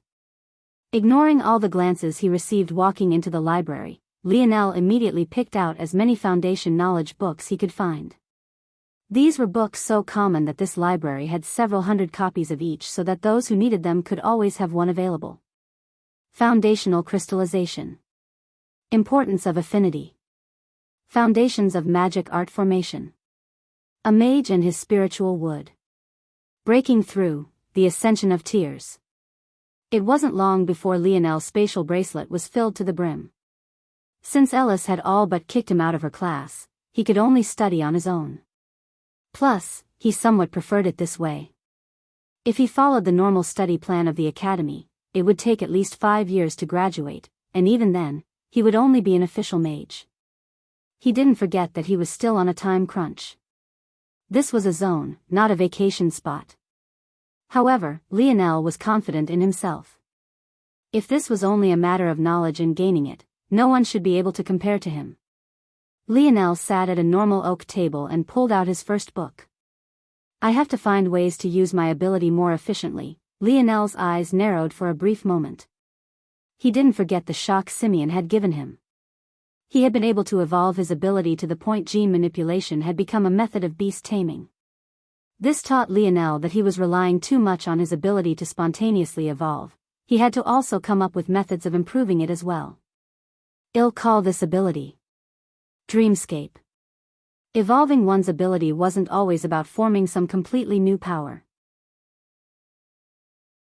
Sometimes, it was as simple as using the abilities you already have more cleverly. Lionel wanted Dreamscape to become like a databank in his mind. He saw it as a fusion of his dream sculpt and dream world. What separated truly intelligent people wasn't always about knowledge. If two students were always attentive in class, they would of course have access to the same knowledge. So, why was it that even if they tried equally as hard, one person might ace the class, while the other might only receive an above-average grade? The difference wasn't knowledge, but in how one was able to apply it. Intelligent people can have access to the same knowledge, but are unique in the way they use that knowledge. They see things the less intelligent can't see, connect dots a normal student never would. This allows them the ability to solve problems with the same tools someone else would fail with. Lionel wanted his Dreamscape ability to supercharge his intelligence in the same fashion. The way it worked was simple. First, he would save something into his database using Dream Sculpt. With Dream Sculpt's ability to create a perfect memory of anything, he wouldn't have to worry about ever forgetting it. Following this, he would fuse the Dream Sculpt into his dream world. This would place his Dream Sculpt into his world of simulation. This was where the true fearsomeness of this ability would come into play. Let's say Lionel added this book in his hand to his Dreamscape. This book was titled Friend of Light. From Lionel's understanding after reading its summary, it was a book detailing the strengths and weaknesses of the light element, when it was most powerful, how best to absorb it and manipulate it, etc.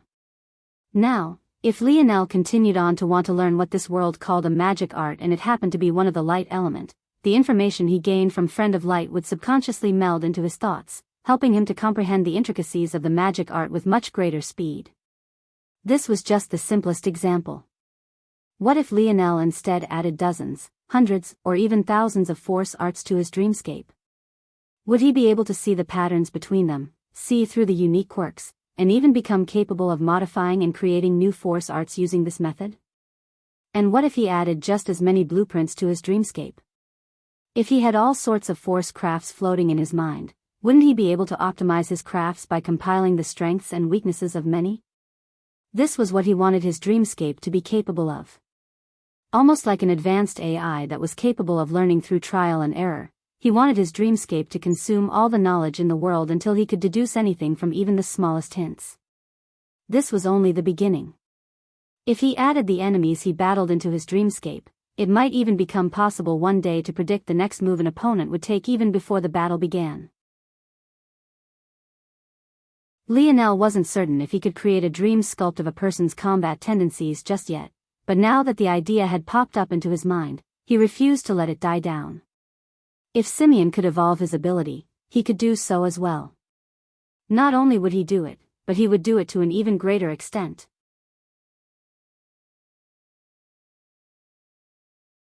Chapter 228. Originally, everyone always sent glances toward Lionel due to the gold embroidery on his robes making it obvious that he was a holy son. But now, everyone looked at him as though he was some kind of freak. No matter where he went in the library, the surrounding tens of meters would be completely cleared of people. It was simply impossible for them to comfortably study and read beneath his oppressive aura. It was one thing if that was all, but he was reading an obscene amount of books. He would always go to a new table empty-handed, but in the next moment, one after another, he would pull massive texts from thin air and stack them several meters into the sky. Then, after he returned them all, he would move to a new section of the library and repeat the process again. Though all of this was weird, it was still manageable. But, what was truly ridiculous was his reading speed. Lionel seemed to flip through the pages of the books he chose as though he was using them as a fan rather than for reading material. Many thought that Lionel was only putting up a show of strength after this continued for a while, causing their initial impressions of the new Holy Son to take a dip. After all, even a magus couldn't read books so quickly, let alone an apprentice mage who wasn't even familiar with the material to begin with. One had to remember that this was a zone. It wasn't a land where abilities had awakened. Aside from Lionel and the 11 others that entered with him, there shouldn't be any others who had evolved. So, it was impossible for them to make this connection. However, as time passed, those watching came to realize that if this was all a show, Lionel was a bit too committed. There were even instances of many who tried to strike up a conversation with him, including gorgeous female mages, yet he didn't spare any of them the time of day. He continued reading as though he hadn't noticed their presence. If this was something he was doing for attention, shouldn't he accept the attention he earned? Could it be that he was really reading that fast? The truth was that these people were right. Lionel really wasn't reading. But that wasn't because he was putting up an act, but rather because he didn't have to. When one looks at the world through one's eyes, it was possible to take in everything in one glance. However, if one wanted to remember in detail what was seen, it would then be necessary to consciously analyze everything. This was how reading worked too. Technically, as long as it was within one's line of vision, it was possible to see the whole page at once, but it was obviously only possible to read one word at a time.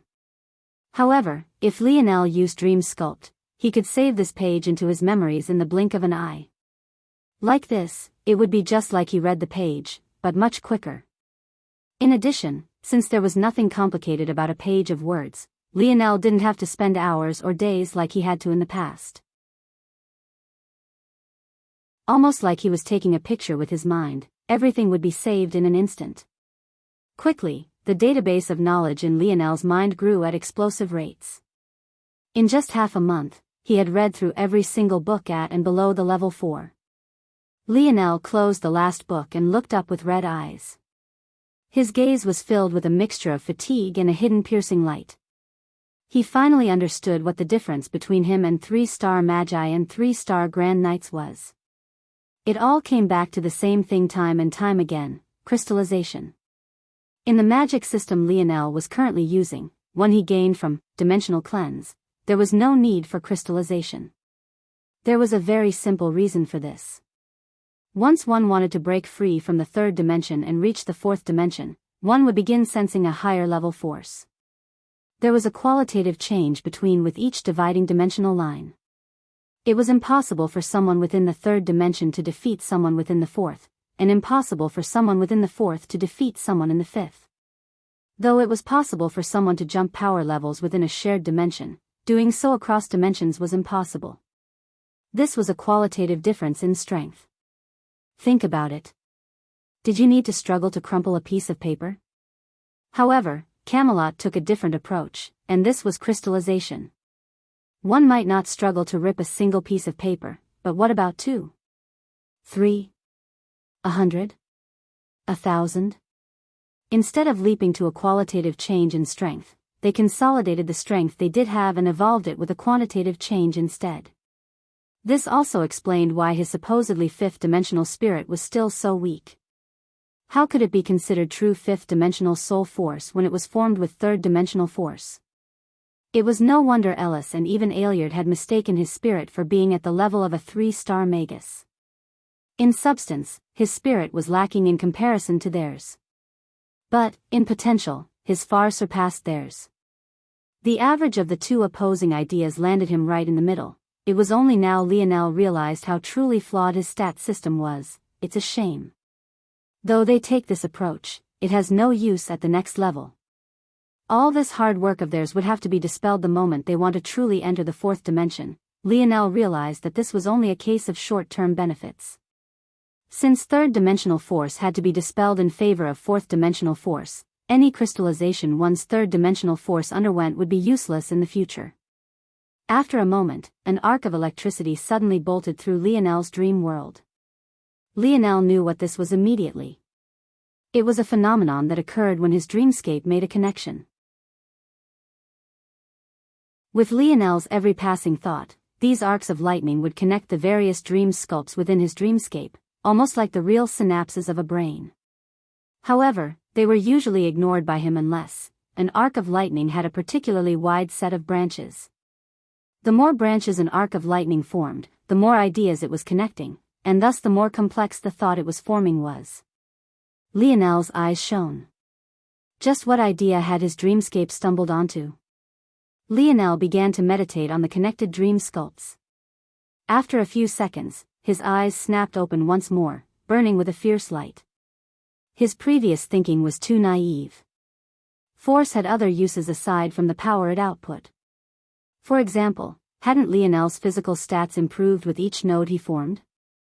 There was a limit to this once he reached the 9th node. However, what if he crystallized his force?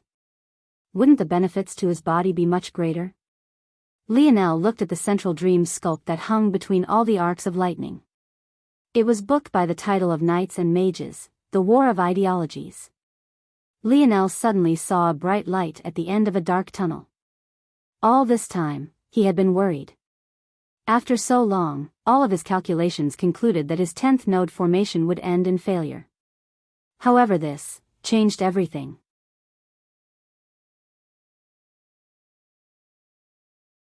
Chapter 229. I would like to enter. At that moment, Lionel stood outside another library of sorts within the Mage Academy. But this library was much different, as it was the place that housed the magic arts of Camelot. Of course, by now, it was obvious to Lionel that the magic arts of Camelot were the very same force arts he was used to. The only difference lied in the fact that the force art language of Camelot allowed them to directly draw their magic arts in the air.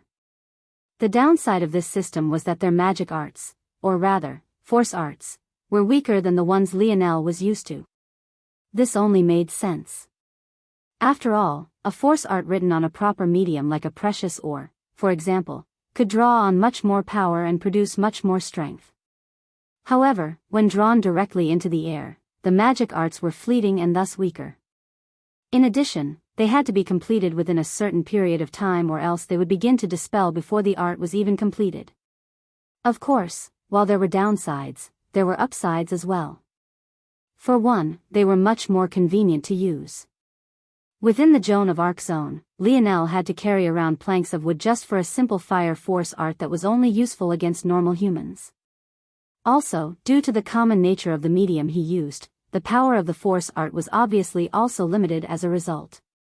So, while this magic art system had its downsides, it also had its positives as well. The guards of the magic art tower were known as deacons. They were students who had already graduated and thus took up positions within the academy to continue reaping benefits. The tower was located within the academy, making it look quite odd.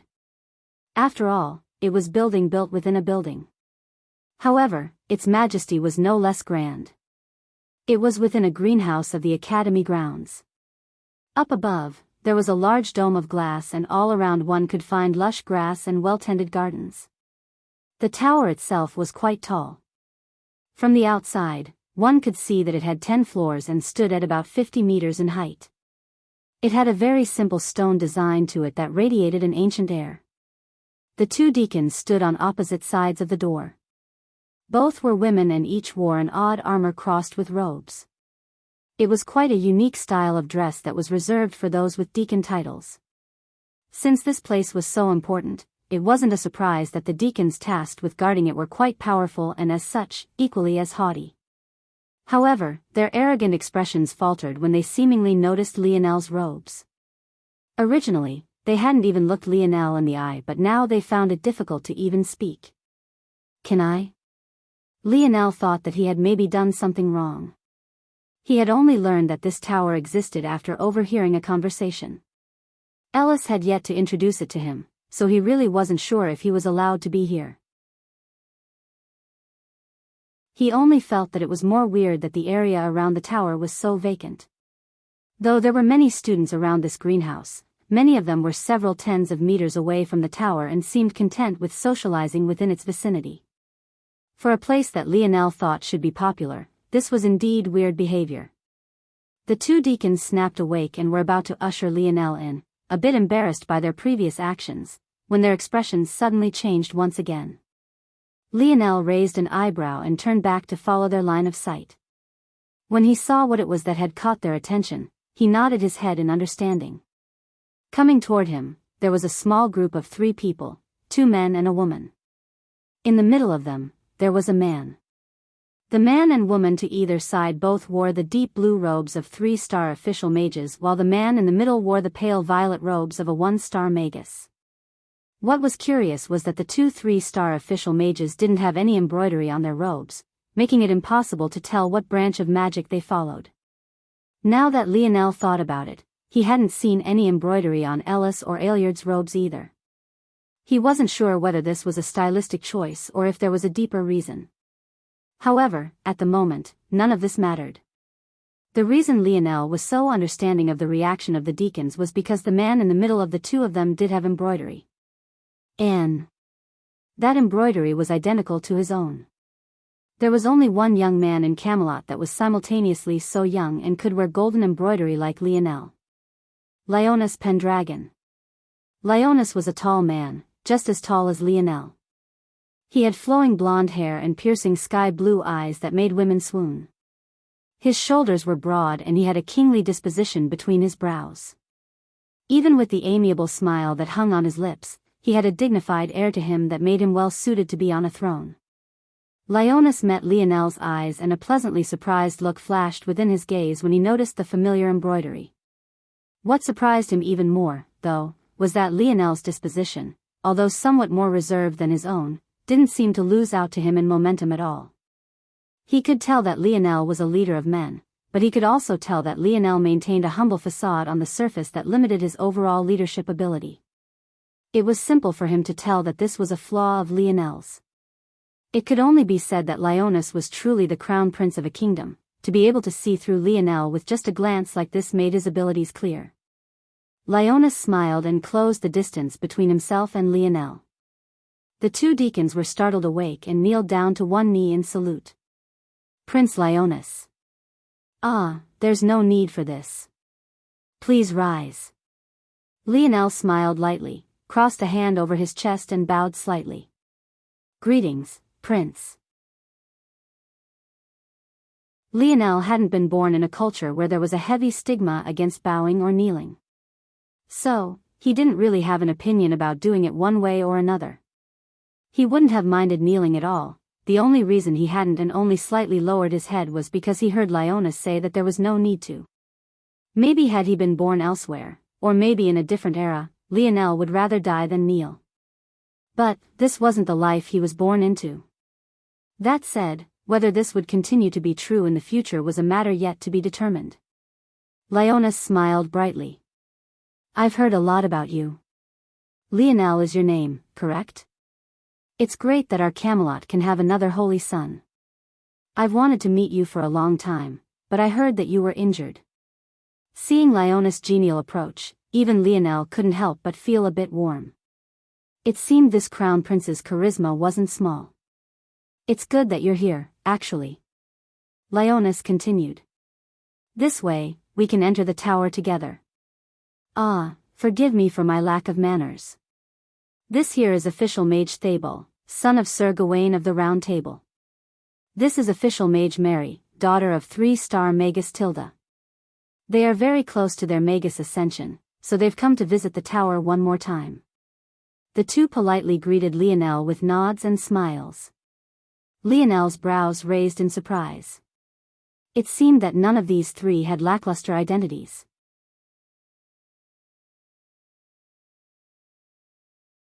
Chapter 230. Lionel smiled and scratched his head awkwardly. Now that you mention it, I'm not really sure what the purpose of this tower is. Could you explain it to me? Lionel and Leonis walked into the first floor of the tower. In truth, Lionel wanted to preface his question with a bit more, but he was a bit stunned by what he saw. The room followed the same rounded shape as the tower outside. It was quite spacious and quiet. Despite the large size, there were only a handful of people here, but they were all crowded around the same thing. In the center of the first floor, there was a large, floating crystal. It was easily 3 meters in diameter and seemed to slowly spin without any support. It hung perfectly in the air and radiated a dull light. Ah, right, you're still unfamiliar with some things. Leonis didn't seem to mind. Though the small number of mages within the tower all looked toward the new arrivals and were stunned by their identities, seemingly used to this, Leonis continued to speak at a leisurely pace. The Mage Art Tower is a place that houses all of the magic arts Camelot has accumulated. As long as it was once conceived by a mage of our kingdom, then it will be here. However, the matters here aren't so simple either. It's clear how valuable such a place is, so it's not a location that can be casually entered, nor is it possible to even if you were simply allowed to roam freely. There are only 3 ways to be allowed to enter this tower. The first way is the typical single entry once a year. For each year you graduate or enter in the academy, you're allowed 1 entry. Lionel nodded. He realized now why the surrounding space was so empty. This wasn't normal enrollment times, so those who should have entered their first years along with him had already long since come. The second way is by gaining military achievements, and the last way is by becoming a child of the elements. Should you accomplish the last one, you would be allowed unlimited entries to the Mage Art Tower and can travel up as far as your spirit pressure allows. Child of the elements? Lionel asked in confusion. Yes. Leonis nodded with a smile. A child of the elements has the same privileges as a holy son. In fact, you could say that a child is a holy son, just not of the light element. You see that crystal ball up there? It's able to test for crystallization affinity. When someone's affinity touches upon a certain standard, they will be designated a child. In fact, it could be said that the only advantage a holy son has over a child is that our affinities do not need to be checked. Because the light element is so powerful, even a holy son with a low affinity will be more powerful than the usual high affinity mage. Ah, so it's like this. Lionel suddenly understood many things now. In addition, he was quite curious. If the light element was so powerful with low affinity, what was it like with high affinity? And what was his own affinity? He assumed that compared to those of Camelot, his affinity was exceptionally high. After all, this was a 3rd-dimensional world, while the snowy star owl was an elite 6th-dimensional beast after maturing. Then what is so beneficial about the tower that official mage Thabal and Mary would come before their Magus ascension? Lionel directed a curious question toward the 2 mages. His Highness touched on it a bit. Mary responded. How high one can climb the Mage Art Tower depends on what one's spirit pressure can take. Each successive floor comes with a stronger pressure. This pressure is good for weeding out impurities that might linger in our spirit pressure and gives us a good push toward the next boundary. I see, thank you. Lionel thanked them sincerely. Leonis smiled. It's been a while since I've seen someone take the crystallization affinity trial. Why don't you try it out, Lionel? Sure. Lionel had been eager to do so since the beginning, so he had no reason to refuse. Leonis and Lionel walked toward the floating crystal. At that moment, there was another youth testing his affinity. Affinity wasn't set in stone according to Camelot's magic system. It was possible to increase affinity through meditation and comprehension. In addition, after having breakthroughs in spirit pressure, affinity naturally increases as well. However, the higher one's starting base affinity, the more potential for growth they had in the future. This was all to say that it wasn't a surprise to find a person testing themselves once again. This affinity test was actually also a good gauge of how far one could climb the tower. Though resisting the spirit pressure required one's own spirit pressure, it was also possible to get by with weaker spirit pressure if one's affinity was high enough. So, youths would sometimes test their affinities before they climbed the tower so that they didn't push themselves too hard and cause irreparable injury to their spirit.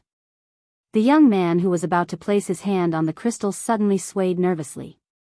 When he had come here today, the last thing he had expected was to be observed by a holy son and the crown prince. Not to mention 2 other childs in Mary and Thabal. However, he could only press down his nervousness.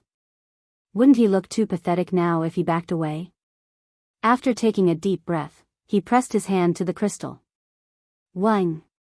The crystal began to emit a lustrous glow.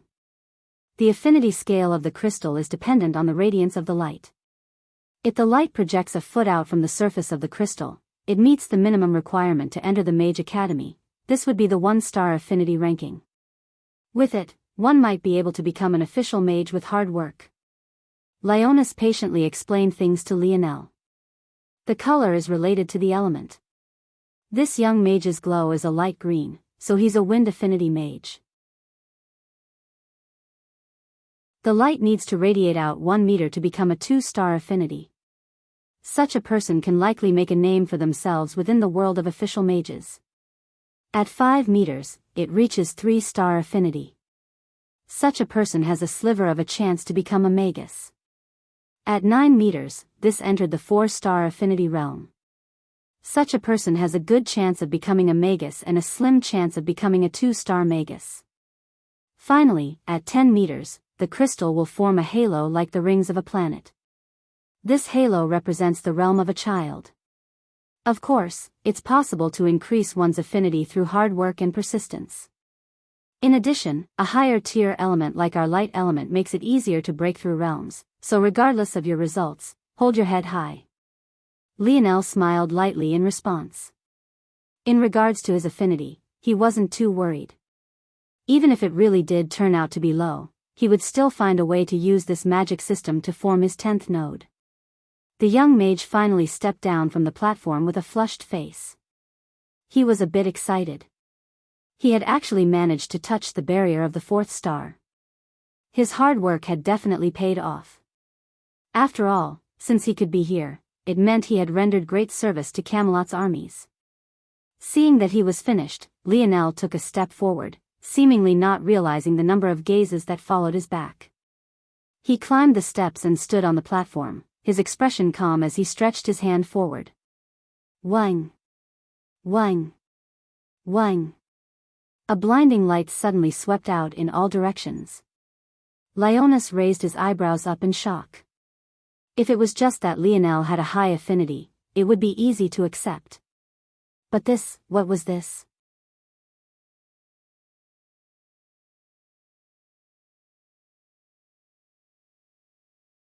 Chapter 231. Crack. Lionel hurriedly retracted his hand, but it was already too late. A massive fissure snaked across the crystal, expelling with it a hardly noticeable fog. The moment Lionel retracted his hand, the blinding lights lingered for a moment before quickly receding. Soon, his figure was clearly seen once more, allowing several pairs of eyes to fall on his body. Leonis, especially, was speechless. Everything happened too fast for the others to get a clear understanding of what had happened, but he had been able to catch a faint inkling. The reality was that having just a single affinity was impossible. Most people had many different affinities. The only difference was in how those affinities compared. In fact, the truth of the matter was that much of the reason affinities were so low among the majority of the population was because these differing affinities would clash with one another, making it more difficult to excel in one. What set childs apart was their ability to filter out the noise. Ironically, their affinities for secondary or tertiary elements was much lower than their counterparts, but in return, they gained great affinity in just one aspect. However, Leonis was certain that what he had seen was correct. In that brief moment, Lionel formed a blinding dark gold halo. This should have all been fine. After all, the formation of a halo was the marker of a child. To be both a holy son and a child. Lionel would be the only one in their entire kingdom. Even Leonis' own father wasn't considered a child of the light element when he first started. It was only after years of meditation and practice that he reached this standard. But the issue was that dark gold wasn't the symbolic marker for the light element. It was the marker for the earth element. Leonis' brows involuntarily trembled. Lionel's affinity for the earth element was actually obscene to the point of directly suppressing his light element. Not only that, but its affinity was so far beyond the standard of a child that it would have shattered the crystal had Lionel not reacted so quickly. The color for the earth element should have been a dirty yellowish-brown color. But that was most definitely a bright bronze or dark gold color. That means that Lionel's not only an earth elemental child, but also one with a variant affinity. Leonis exhaled a long breath. Sorry, Lionel's voice finally broke the silence. But the word he spoke caused Leonis to be speechless. Eventually, the crown prince laughed bitterly and shook his head. It's nothing to worry about, this crystal is easily replaceable. We have mines filled with it and even have higher grade ones used exclusively by magi. Hearing this, Lionel sighed a breath of relief. However, after a moment, he sunk into his own thoughts. He too had senses sharp enough to notice that his halo was actually dark gold and not gold. From what Leonis explained to him, it seemed his affinity for the earth element was even higher than his affinity for the light element. At the same time, he could tell that his light element wasn't any weaker than that of a child either. The issue was that this crystal was only able to show a single affinity at a time and tended toward the more powerful one. I see, Lionel had come here expecting to just pour his heart and soul into studying light elemental magic arts. But, if things were like this, he couldn't neglect his earth element either. While Lionel was taking every advantage he could from the Mage Academy, it couldn't be forgotten that there was 11 others who had entered this zone with him. And, in a lot of ways, their methods were far better than his own. Maybe this wasn't the case in the ultimate result, but it was most definitely the case in baseline success. Rather than coming with their own identity, the others took advantage of the fact this was a land without technology to take on the identities of those who already called Camelot home. As a result, unlike the unlucky Lionel, they didn't have to worry about being called traitors. Of course, it wasn't that Lionel hadn't thought of this. It was just that he was unwilling to commit the cruel acts necessary to take such an identity for himself. That said, this wasn't the only method either. At that moment, Supreme Monet sat in silent meditation on a large bed. She wore a silk lace gown, defining her curves. Despite the faint wrinkles on her face, she still had a stifling, captivating beauty that could cause the hearts of men to boil. The deep ravine of her chest revealed the not-so-subtle mounds of soft flesh, and the mesh of lace that covered them showed just a hint of her rounded pink nipples. It could only be said that the sight was simply too enticing. If not for the fact she was sitting down in meditation, her lower half might just very well be another sight to behold. At that moment, the doors to her room opened. But the one who entered wasn't what one would expect at all. A familiar woman wearing a deep black dress sauntered into the room. Her countenance was exceptionally pale, yet somehow had a healthy glow to it. It felt as though she had been carved of ice and had not a drop of blood within her body. The woman walked to Monet, who slowly opened her eyes. Monet could only lift her chin as the black-dressed woman pulled it up with a slender finger that soon traced her jaw. Seeing the enticing view of Monet's body, the woman's breath hitched ever so slightly, her face finally gaining just the slightest red hue. I usually like younger women, the black-dressed woman said softly, her voice as smooth as silk. But it seems that I've missed out on the allure of maturity. You are to my liking, you'll serve me tonight. The black dress that followed the woman's curves slowly fell, revealing a perfectly sculpted body. In fact, her figure held a hidden power within it, carrying the faint carved muscles of a man while maintaining the soft curves of a woman. Her breast stood erect and proud as she lifted a long slender leg, placing it on the bed Monet sat upon. A fragrant bush graced her most sacred region, just barely revealing two pink lips hidden beneath. The woman stood like this for a moment, one leg planted on the soft carpets of the room and the other lifted up to the silk sheets of the bed. She allowed Monet, who sat before her, to take in her alluring body without the slightest hint of shame or bashfulness as she continued to stroke the latter's jawline. Monet's expression was calm as she met the woman's gaze, carrying a hint of the lofty air the latter carried. But this only seemed to make the woman want her more. Then, as though she couldn't wait any longer, her slender fingers stopped tracing Monet's chin and grasped it gently. A soft moan escaped the woman's cherry lips as she pulled Monet's head between her legs. The woman placed a hand on the back of Monet's head, sinking into pleasure. Her eyes closed and her head angled upward, soft rhythmic breaths heaving her chest up and down. One could have never expected that the woman Monet was currently servicing with her tongue was the lofty demon lord, Madrid.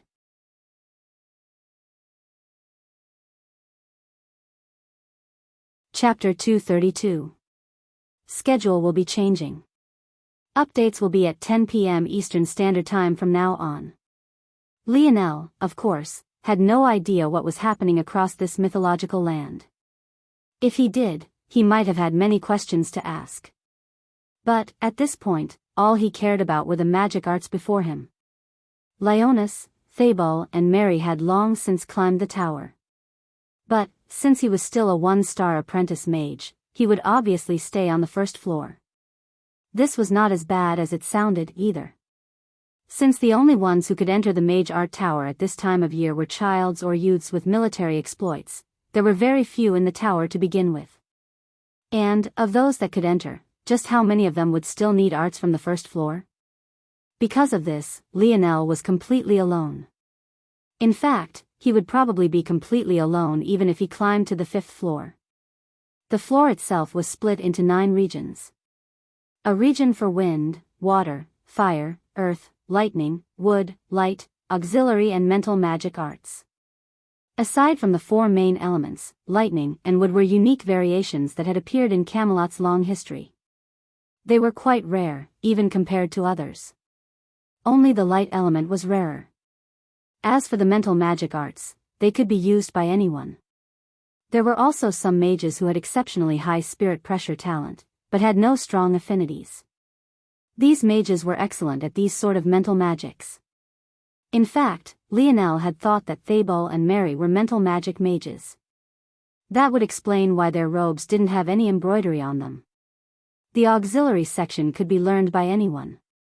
They were the fundamental magic all mages should have under their belts. For example, both Ellis and Aeliard had been able to meet the swords of knights with their wands alone. This wasn't because their wands, or what the people of Camelot called spiritual wood, were so sturdy or because their strengths were so great, it was because of auxiliary magic like repel, or strengthen, or harden. Of course, the auxiliary magic on the first floor was so weak that they couldn't possibly help the current Lionel. But, that didn't mean this would always be true. Within the 9 regions, there were various podiums. Each podium held a crystal ball. These crystal balls were the mediums that held the magic arts. However, reaching them wasn't so simple. Just in order to enter a region, one needed a certain level of affinity or else one would only find a barrier that was impossible to cross. Of course. Lionel had nothing to worry about on the first floor. He directly walked into the light region, feeling very curious. Even though the first floor should have the most arts of any floor due to their low difficulty, the light region still had the smallest number of podiums at around 40 or so. Lionel picked up the closest one. There was no pressure on him at all, so he felt he could take his time. His spirit pressure easily shattered the barrier around the podium. Soon, his internal sight had entered the world of the crystal and a magic art was reflected in his mind. Shine, Lionel almost couldn't help but chuckle. This magic art was exactly what it sounded like. It was used for nothing else than lighting a path. Who would have thought that the mighty light element would have such a day too? Dream sculpt, Lionel's aura surged, his spirit draining as he etched the magic art into his mind. 47 seconds, Lionel nodded. It took him less than a minute to perfectly etch a magic art into his dreamscape. His mind left the crystal ball. With a thought, his spirit pressure surged once more, congealing onto the palm of his hand. In the blink of an eye, a surge of wind swirled. After it settled down, a radiant halo formed on Lionel's palm, causing him to smile. If another person had been here, they would have been shocked to the point of fitting a baseball into their mouths. In total, it took Lionel not much longer than a minute to learn and conjure his first magic art. Such speed was obscene to the point of being beyond monstrous. One had to know that a mage would usually meditate on a single magic art for days before attempting to conjure it. And, even then, they would need spiritual wood to concentrate their spirit pressure. As if all of this wasn't bad enough, it would take several seconds to complete on the first try. Only after continuous practice would it slowly take less and less time, but even then, it most definitely shouldn't have been as fast as Lionel. However, Lionel's ability was just too perfect for the world of mages. With his dream sculpt ability, he could memorize a magic art in minutes. And, since it was a perfect, immutable memory in his mind, he would never make a mistake in conjuring it. As a result, he didn't need spiritual wood to keep his spirit pressure focused. If he had a wand of his own, it would be like adding wings to a tiger. But Lionel had no intention of wielding a wand. He wanted the ability to cast while he used his spear. He didn't have hands to spare for a wand. This advantage of Lionel's would only grow.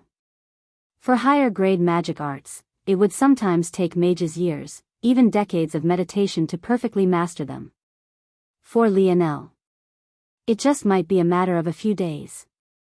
These one-star apprentice arts won't be very useful to me. They're too weak. Maybe only high-level official arts can start boosting my combat prowess. But it's best I dream sculpt all of these into my dreamscape. Maybe I'll be able to draw some useful conclusions if I do. Lionel picked up another crystal ball and bitterly smiled. Multi-shine, Lionel was speechless. It can't be that all these magic arts wanted to turn him into a glorified light bulb, right?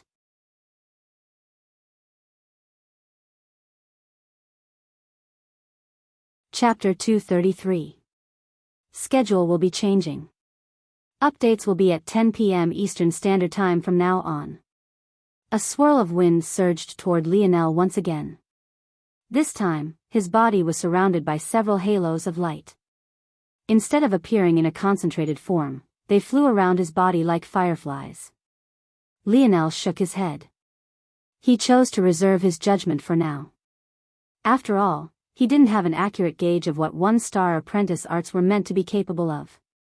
Assuming the worst of the light element just for 2 spells was a bit silly. Plus, these arts weren't exactly useless. Had he had them in the Mayan tomb, some things might have been easier. Since he had already learned that his internal sight wasn't perfect, he knew that there would always be some things he could only rely on his eyes for. After Lionel was finished, he moved toward the third crystal ball, shattering its protective barrier with just as much ease. Lionel looked at the magic art in his hand for a good long while before sighing once again. Shining eyes. It was a magic art capable of attracting the light element to one's eyes, thus granting them night vision. At this point, Lionel really didn't know what to say. It couldn't be that all the light element magic arts were related to seeing through darkness, right? Lionel dream sculpted the dream art and moved on to a 4th, and 5th, and 6th. Eventually, he had gone through over 30. At this point, he felt the situation was too ridiculous. If he saw one more magic art with shine in its title, he just might go insane. No matter what light magic art he looked at, they were all related to shining. Creating halos of light, giving himself night vision, adding luminescence to objects for extended periods of time. There was even a spell for attaching 2 objects with shine. When these 2 objects were close, they wouldn't shine, but, if they grew too far apart, they would begin to glow, allowing you to find the other. Lionel put the crystal ball down, a helpless expression on his face.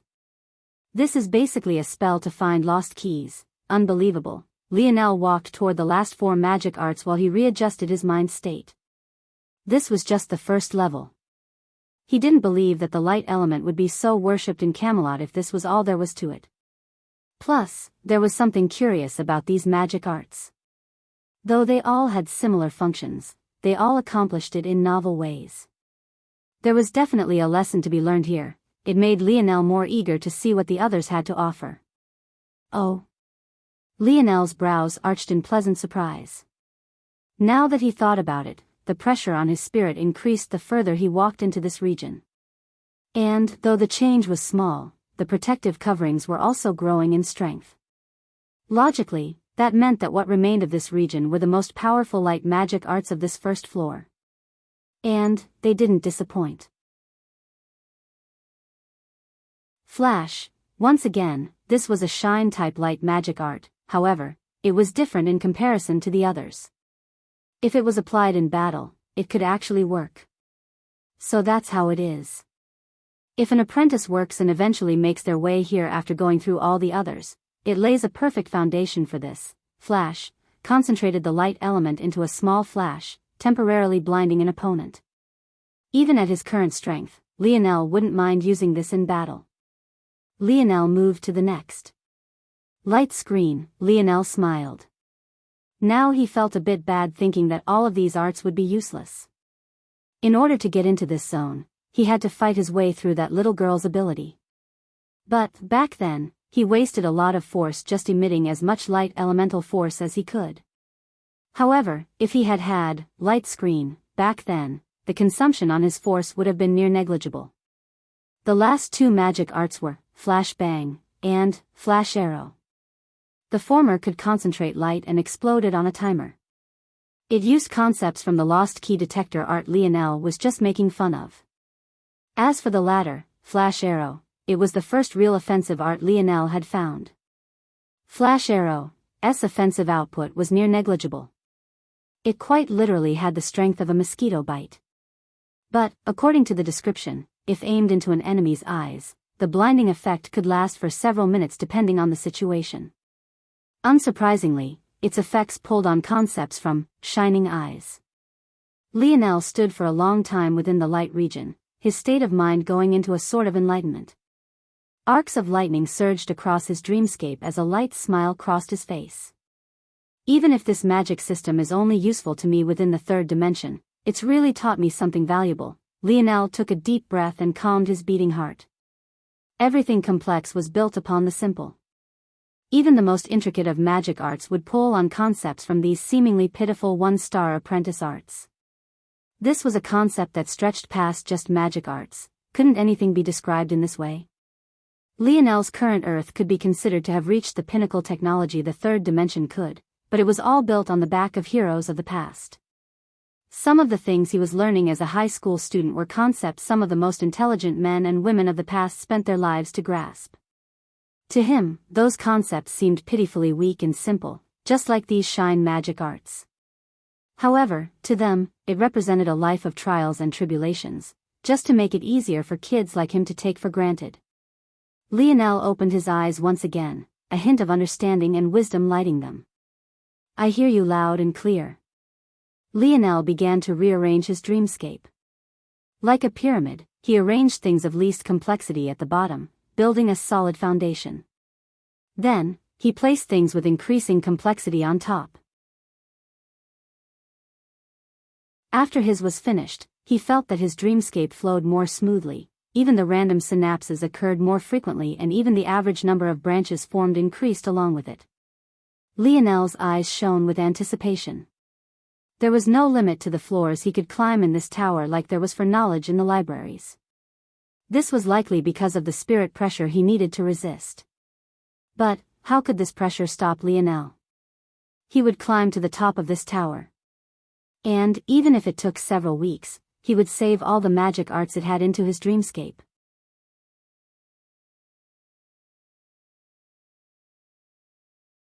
Chapter 234. Bang! Bang! Bang! Lionel's enigmatic step sent him fluttering across the training room. 3 puppets wearing wooden armor pressed him from all sides, conjuring spells of all kinds to bombard him. Lionel's eyes remained closed, his internal sight remaining concentrated on this small region.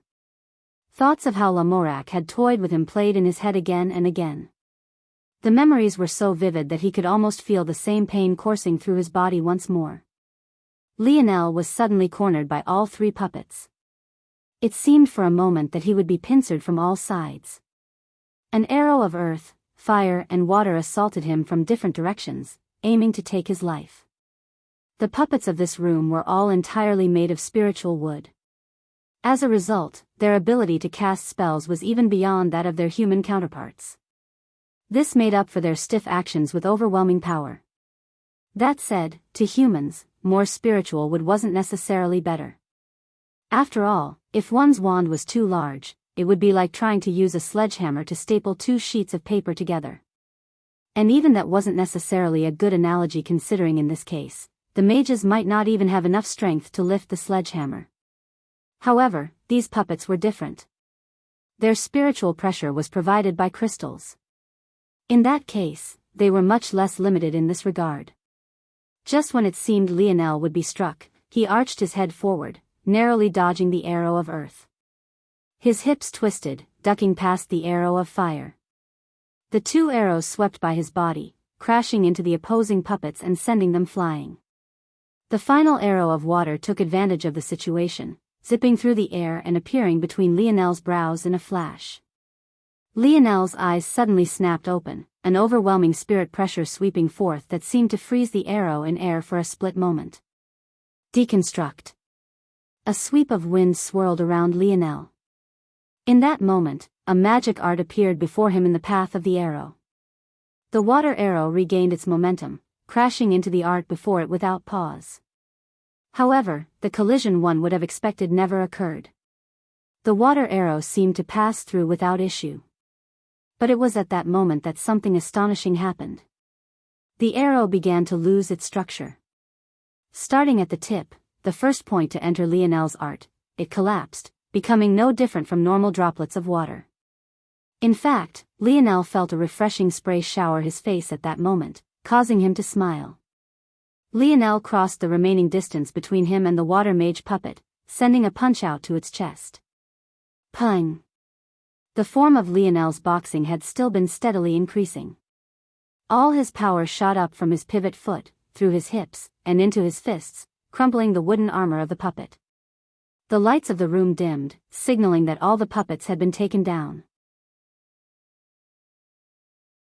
Still not enough. Lionel muttered. He had been able to force 2 of the puppets into a corner without lifting a finger, but still failed to do so with a third. I might need to go to the Knight Academy and read the books within their library to understand what this General Star really is. Walking around blindly on my own will take too long. I have a feeling that even the primitive woman I learned this ability from only faintly touched on the topic. Lionel felt that it was about time he chose a new spear. He knew he had completely mastered the technique of the primitive woman. He had just been a bit distracted by magic arts in recent weeks. For example, Deconstruct. It was an auxiliary type spell of the 3-star official art level. But, Lionel felt that this rating was inaccurate, because it could technically work on any magic art. Of course, others knew this as well. The trouble was that this art had many moving parts and changing forms. It was necessary to analyze the spell coming toward you and make the appropriate changes to its form. So, for most mages, it was only useful against mages of lesser skill than themselves, making it only about as good as a typical parlor trick. It's too bad this arena doesn't have Magus-level puppets. I wonder if Deconstruct would work on higher-level spells. As Lionel was lost in his thoughts, he walked out from the training room, his body dripping in sweat. Lionel looked up in surprise, pleasantly surprised to find Leonis waiting for him. He smiled in greeting. Leonis. I hear you already became a 1-star official mage. Don't you think this speed is a bit too fast? Lionel laughed. In truth, he probably reached the standard of 3-star magus already, at least in terms of the magic arts he knew and his ability to cast them. As for the crystallization of his spirit pressure, he was lagging behind in his aspect, making his arts less potent than they should be. However, progressing beyond the 1-star official mage rank required more than just knowledge and ability, it was also necessary to gain certain merits. In addition, even if he could rush up to the 3-star magus rank immediately, Lionel felt it was inappropriate to do so. For one, his standing as a traitor might still be being looked into by others. Though his status as a holy son was enough to blind the common people and maybe some of the more religious upper echelon, there were of course those who wouldn't take this too seriously. Of course, Lionel still wanted to reach the 3-star official mage standard. This was the only way for him to finish reading all the information in the library. Though he found it a bit odd he could look through all their techniques, but not read all their knowledge, Lionel felt it made sense in the end. Oftentimes, it was impossible to learn magic arts without the proper knowledge foundation. And, even if you had the knowledge, breaking through the barrier protecting them was another matter entirely. Lionel was probably the only freak in their history that could completely ignore these barriers with impunity. Lionel and Leonis chatted for a while about miscellaneous things before Lionel finally asked the question. Did you come here to ask something of me? He inquired. Ah, yes. I completely forgot. The church has been asking about your status for a while. Before those old fogies go too crazy, it's best you go take a look. I'll take you. Oh. Lionel's brows arched up. Is there anything I need to do? Leonis came to a realization. It was true that Lionel might not be aware of these things. The four major powers of our kingdom center around the royal family, the two academies, and the church. Holy sons have a special status within the church as their protectors. The church has warriors they call paladins, but the truth is that the only true paladin of this kingdom is my father. A hint of unrestrained pride glowed in Leonis' eyes. Lionel could tell that Leonis wasn't a haughty individual. The fact he had shown this kind of face just showed how much he loved and admired his dad. Lionel smiled lightly. His old man would probably kill to see him have such an expression, then he would laugh him to oblivion. TCH, in your dreams, old man. Leonis shook his head, realizing that his actions had been a bit inappropriate. But Lionel didn't seem to mind, so he continued with a smile. This is good timing, honestly. Leonis finally said after a moment. You need to gain some merits, whether it's for the church or for your next ascension, and I have a mission I happen to be looking for help with. Are you interested? Lionel's eyes shone. Sure. With that, Leonis led Lionel toward the church.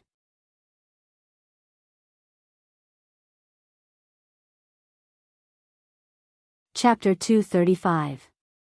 The church was located within the core of Camelot, some distance away from the castle. They stood on two opposing sides of the city like two pillars holding up the world. Regardless of which it was, Lionel could feel an oppressive aura weighing down on him, as though neither would be satisfied unless he bowed his head. It was true that Lionel didn't grow up in a world that emphasized the importance of bowing, but what he didn't like was being forced to do anything. He subconsciously straightened his back beneath this pressure, his shoulders standing broad and wide. Leonis blinked slightly when he saw Lionel's reactions. But, aside from a small smile, he didn't say anything else. Due to the oppression he felt at the gates, Lionel had subconsciously expected to walk into a war zone of sorts, but what he had never expected was that even after an hour, no one had come to receive him and Leonis. Lionel wasn't sure how to react to such a thing. Wasn't he a holy son? Wasn't he one of the only four in this kingdom with this title? Why was it that he was suddenly being treated like this? Lionel sent a gaze toward Leonis, who sat to his side, but the latter only had his eyes slightly closed and didn't seem to have much of a reaction. This left Lionel stunned. He didn't feel uncomfortable about this even as the crown prince. The waiting room the two holy sons sat in could hardly be called as such. The walls were decorated with polished stone in neat arrangements, the wooden furniture radiated a pleasant fragrance that carried hints of nature, and the tea placed before them, although cold by now, was quite good. Of course, these were just Lionel's speculations. He knew nothing about tea at all. He could probably count the number of times he had drunk tea on his two hands without much issue. He only knew that it felt quite smooth running down his throat and had a faint sweetness to it even though he hadn't used sugar. In the end, since Leonis didn't say anything, Lionel didn't say anything either. But within his heart, he already felt discontent. For him, it wasn't about whether he was a holy son or not. He just felt that this was a lack of respect. Since his youth, his father had ingrained those two concepts, respect and persistence, into his very soul. He always had a particularly bad reaction when someone was lacking in them. Though it was a bit difficult to call out someone who lacked in persistence, someone lacking in the former was too easy to identify. Wasting a person's time was probably one of the most blatant shows of disrespect there could be. It was one thing if there were sudden matters to attend to or if their visit was sudden. However, not only had they not sent anyone to inform them of any sudden changes, but they were also the ones who had called Lionel here to visit in the first place. Lionel took a deep breath and sunk into his dream world. If it wasn't for the fact Leonis was here waiting with him and that he couldn't afford to make enemies of the church within this zone, he would have already left after the first 20 minutes. Since there was nothing to do, he might as well continue practicing. The second hour came and went. Then the third. It wasn't until a few minutes into the fourth that there was finally movement at the doors they entered to come to this waiting room. A knight wearing silver armor with gold engravings pushed the door open. A large shield in the shape of a triangle with curved edges was attached to his back and a proud halo hung about his forehead. He was one of the special knights the church gave the title of paladin to. The necklace-like halo that hung from the paladin's forehead reminded Lionel of the mental-type treasure Aina used during their escape from the fort. It radiated a strong light elemental force that was likely the source of much of their strength. Where did they get something like that? Lionel wondered. With his improved knowledge base, Lionel understood many things now his soul force couldn't grasp in the past. For one, he could tell that this knight had a special affinity. Or rather, lack thereof.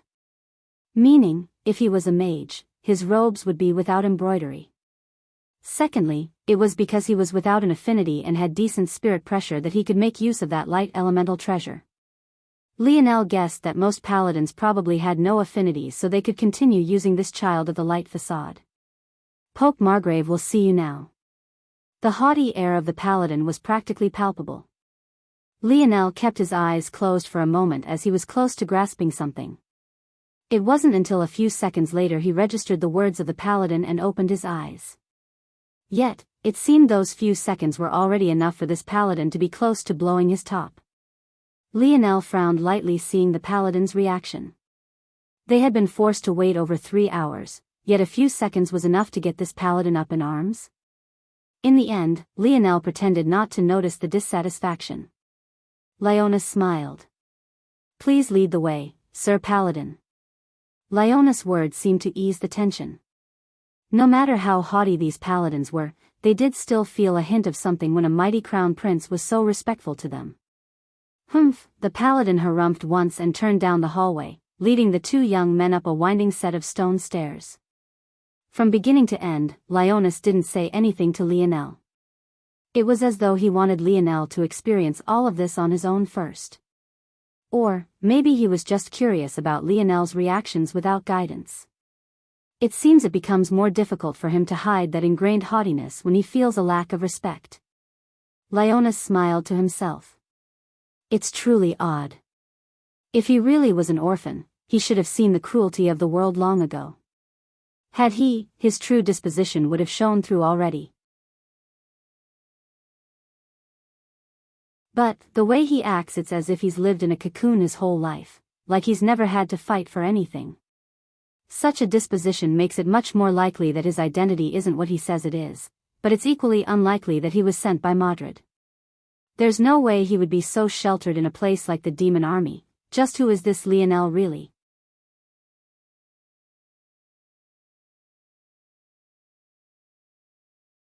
Chapter 236.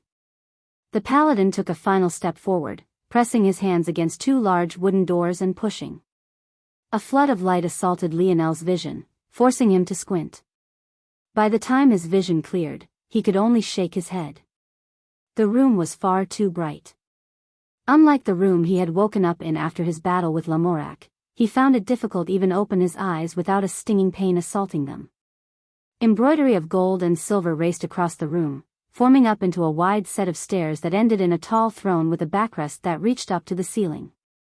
On the throne, there sat a handsome middle-aged man. In fact, Lionel found that just handsome didn't do him much justice. Even the movie stars of Earth women swooned over would look like piles of cow dung before this man. If Lionel placed great emphasis on his own looks, it was likely that even he would start to feel a bit inferior. The man had a head of bright white hair. And, though his eyes were partially closed, Lionel could see that his irises held a deep silver color to them. The only thing that impeded his handsome disposition somewhat was the large headdress on his head. Seeing this man, Lionel understood a bit of why the church didn't take him as a holy son very seriously. The spirit pressure coming from this man was at the standard of a 3-star magus. Everything made sense now. This man was the 4th holy son of Camelot, a 3-star magus of the light element, Pope Margrave. However, what happened next truly left Lionel speechless. The paladin respectfully crossed the bright room, climbed the first few steps leading to the Pope's throne, then respectfully knelt and kissed his feet. It was only then Lionel realized that the Pope wasn't wearing any footwear to speak of. His feet shone like gems at the base of his throne as though expecting to be worshipped.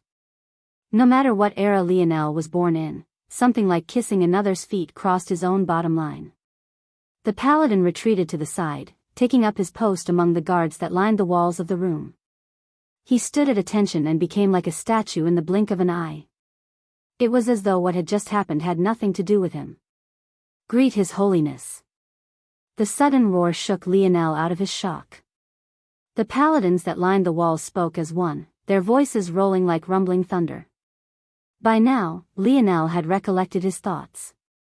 He realized that kissing a pope's feet was actually quite historically accurate. It seemed that even though this was a mythological zone, it still touched on things that were rooted in real life. However, at the end of the day, Lionel was still a teenage boy. He had already buried his discontent for so long. If he also had to kiss this man's feet, he just might lose his cool entirely. Lionel was a person who didn't get angry very easily. Even now, he wasn't necessarily enraged. But, he wasn't a pushover either. Leonis curiously observed Lionel for a while, seemingly curious. Seeing the latter step forward, he smiled and followed suit. "Greetings." Lionel gave the most medieval salute he could think of, greeting the Pope. But, he didn't climb the stairs, nor did he kneel. In his mind, setting down his pride to greet this Pope first was already asking enough of him. "This prince greets His Holiness." Leonis' smile widened, his actions mirroring Lionel's. As the crown prince, he of course had no need to kneel or kiss feet. However, he still had to show this Pope due respect, whether it be as a magus or the leader of the church. At that moment, a surge of killing intent swirled around the room. It seemed to want to completely crush Lionel where he stood. Lionel raised his head, but he noticed that the Pope's eyes were still half closed. The killing intent wasn't coming from him. Rather, it was coming from the paladins who stood against the walls of the room. It seemed they were completely infuriated by Lionel's actions. Lionel didn't show much of a reaction to the killing intent. His eyes weren't on the Pope anymore, either. Lionel hadn't noticed it before because the room and Pope Margrave was too bright, but behind the throne, there were two young girls standing completely still. Their little feet stood on the cold marbled floors, their bodies adorned with a white gown. Each of them held a flower basket in their hands that held white petals. Even from here, Lionel could smell the fragrance coming from the two baskets. It seemed that they were the reason this room seemed to have such an air to it. However, this wasn't the reason Lionel was caught off guard like this. The main reason was because he recognized one of the girls. In fact, the little girl was also looking toward Lionel with a hint of shock within her large watery eyes. This little girl was the very same little girl who almost caused Lionel to miss out on the zone entirely. Seeing her familiar blue hair and large blue eyes, Lionel couldn't help but smile. This adorable little girl always seemed to be able to make him smile. Even though she had played the role of obstacle to him, he couldn't bring himself to be mad at such a cute little girl. Maybe this was the advantage of woman.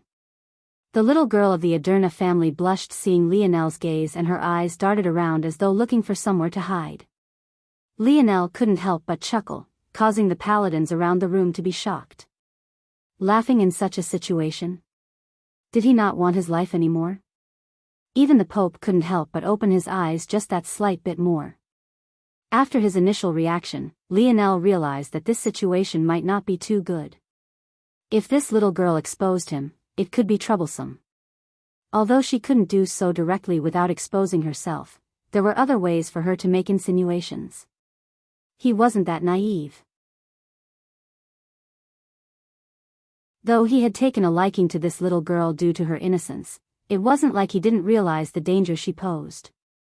In the end, Lionel chose not to worry about it. It was already too late to do much. He could only stay on his guard. "Lionel, correct? Do you know the duties of a holy son?" The Pope finally spoke. To now, the paladins hadn't said a single word out of turn. It was as though they knew their place and would never take a single step out of it. "I do not, Your Holiness. Please advise." Lionel refocused on the situation at hand. As the only holy son remaining not of the royal family, you have a duty to the church. However, as a commoner, you haven't been taught the schools of religion or of thought. You will enter the convent as a canon of the church. After serving for 12 years, you will be allowed to earn your way through the rankings of clergymen.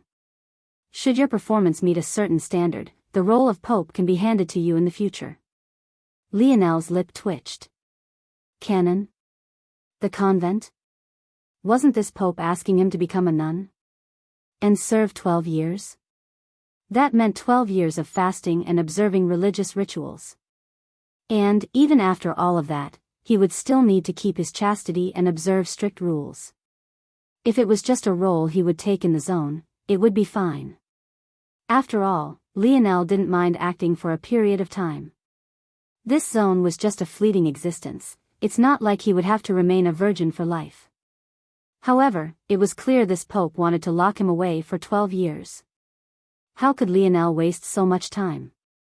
He was already on a time crunch to begin with. If he was locked away like this, he wouldn't be able to accomplish much of anything. So, without hesitation, Lionel shook his head. I'm sorry, Your Holiness. I have no ambition to become a clergyman. The atmosphere went cold once more.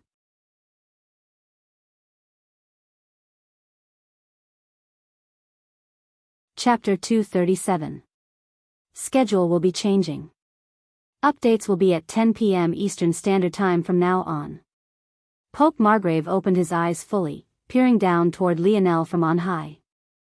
The killing intent locked on Lionel seemed to grow with each passing second of silence. However, once again, it didn't come from the Pope himself, but rather his paladins. Lionel could tell that if it wasn't for their rules of decorum, they would have definitely stepped forward with weapons drawn. Lionel's mind spun with several thoughts. It was impossible for him to accept Margrave's request of him. But, at the same time, he couldn't afford to be at odds with the church either. Leonis described Camelot as having 4 pillars of power, but I somehow feel that things aren't so simple. It's more likely that there are 4 powers on the surface, but the Knight and Mage Academy are probably just pawns of the royal family and the church. It might even be possible that both are pawns of the royal family to resist the church. Lionel's eyes narrowed when he had this thought. This was because this wasn't a thought he would originally have. It was the result of a synapse in his dreamscape. After a while, Lionel understood why he had come to this conclusion. First there was Leonis' reaction when he mentioned paladins. It wasn't just his pride in his father Lionel sensed back then. That pride masked a disdain he felt for other paladins. Secondly, the Pope's words seemed to imply that Lionel's current circumstances were unacceptable. Though he didn't directly say Lionel had to leave the Mage Academy, Lionel had a faint inkling that it was meant to be tacitly understood. Thirdly, despite the fact the Pope was a 3-star magus, even after so many weeks within the Mage Academy, Lionel couldn't sense even the slightest influence of the church. He had lost count of the number of books he had read in the library to now, yet not a single one even alluded to religion, the Pope, or the church. I see, Lionel smiled bitterly. It seemed that Leonis had dragged Lionel right into the middle of a power struggle. As things stood now, there was still a bit of balance. Though 2 of Camelot's 3 holy sons sided with the royal family, it was still acceptable. After all, Leonis was King Arthur's son. It was only right that a son would follow after his father's footsteps. But, what about Lionel? What would happen if a 4th holy son appeared and still chose not to join the side of the church? This would put the church in a weird position. The capital would have 4 holy sons, yet 3 of them would have nothing to do with them. After so much indoctrination about the importance and superiority of holy sons, wouldn't the church lose much of its influence with the people if so many holy sons chose against joining them? Lionel suddenly realized that maybe the reason Lamorak had no choice but to let him live wasn't just because he was a holy son, but because of the political importance he represented. Though it seemed to take Lionel a long time to reach this conclusion, with his dreamscape and ability, it really took him no more than a split second to grasp everything. In that case, Your Holiness, the situation might not be as you expect. Lionel spoke slowly. Towards such words, Pope Margrave finally had the first change in his expression. In fact, even Leonis rose an eyebrow, clearly intrigued. The truth is that I'm not a holy son. Pope Margrave's eyebrow rose. In fact, a hint of a smile played his lips. If Lionel was a woman or liked men, it was definitely the kind of smile that would make his heart skip a bit no matter how slight of a smile it was. I'm not sure what happened, but Magus Ailiard might have made a mistake. I had my affinity tested recently and the result was that I'm an earth elemental child. Margrave's expression changed once again. Oh, he said softly. Lionel understood then that the information hadn't spread just yet. But this made sense. Anyone who could have been in the magic art tower at the time Lionel entered was definitely of exceptionally high standing. Not only would they understand the importance of Lionel's position, they were also less likely to gossip to begin with. It made sense that they would choose to remain silent until things settled down. Lionel smiled lightly and released his spirit pressure. A rushing wind swept through the throne room. For a moment, it felt as though Lionel was the center of the world, standing in the eye of a raging storm. At this point, both Leonis and the Pope, and even the paladins to the side, had a change in expression. How was Lionel's spirit pressure so powerful? Toward this, Lionel couldn't do much. He was already holding back. He had already been diligently crystallizing his spirit pressure for a couple weeks already. This was already the result of him holding back. His spirit pressure was simply far more than those of this world to begin with. The only thing holding him back was his low-grade force. In the blink of an eye, a simple earthen arrow formed before Lionel.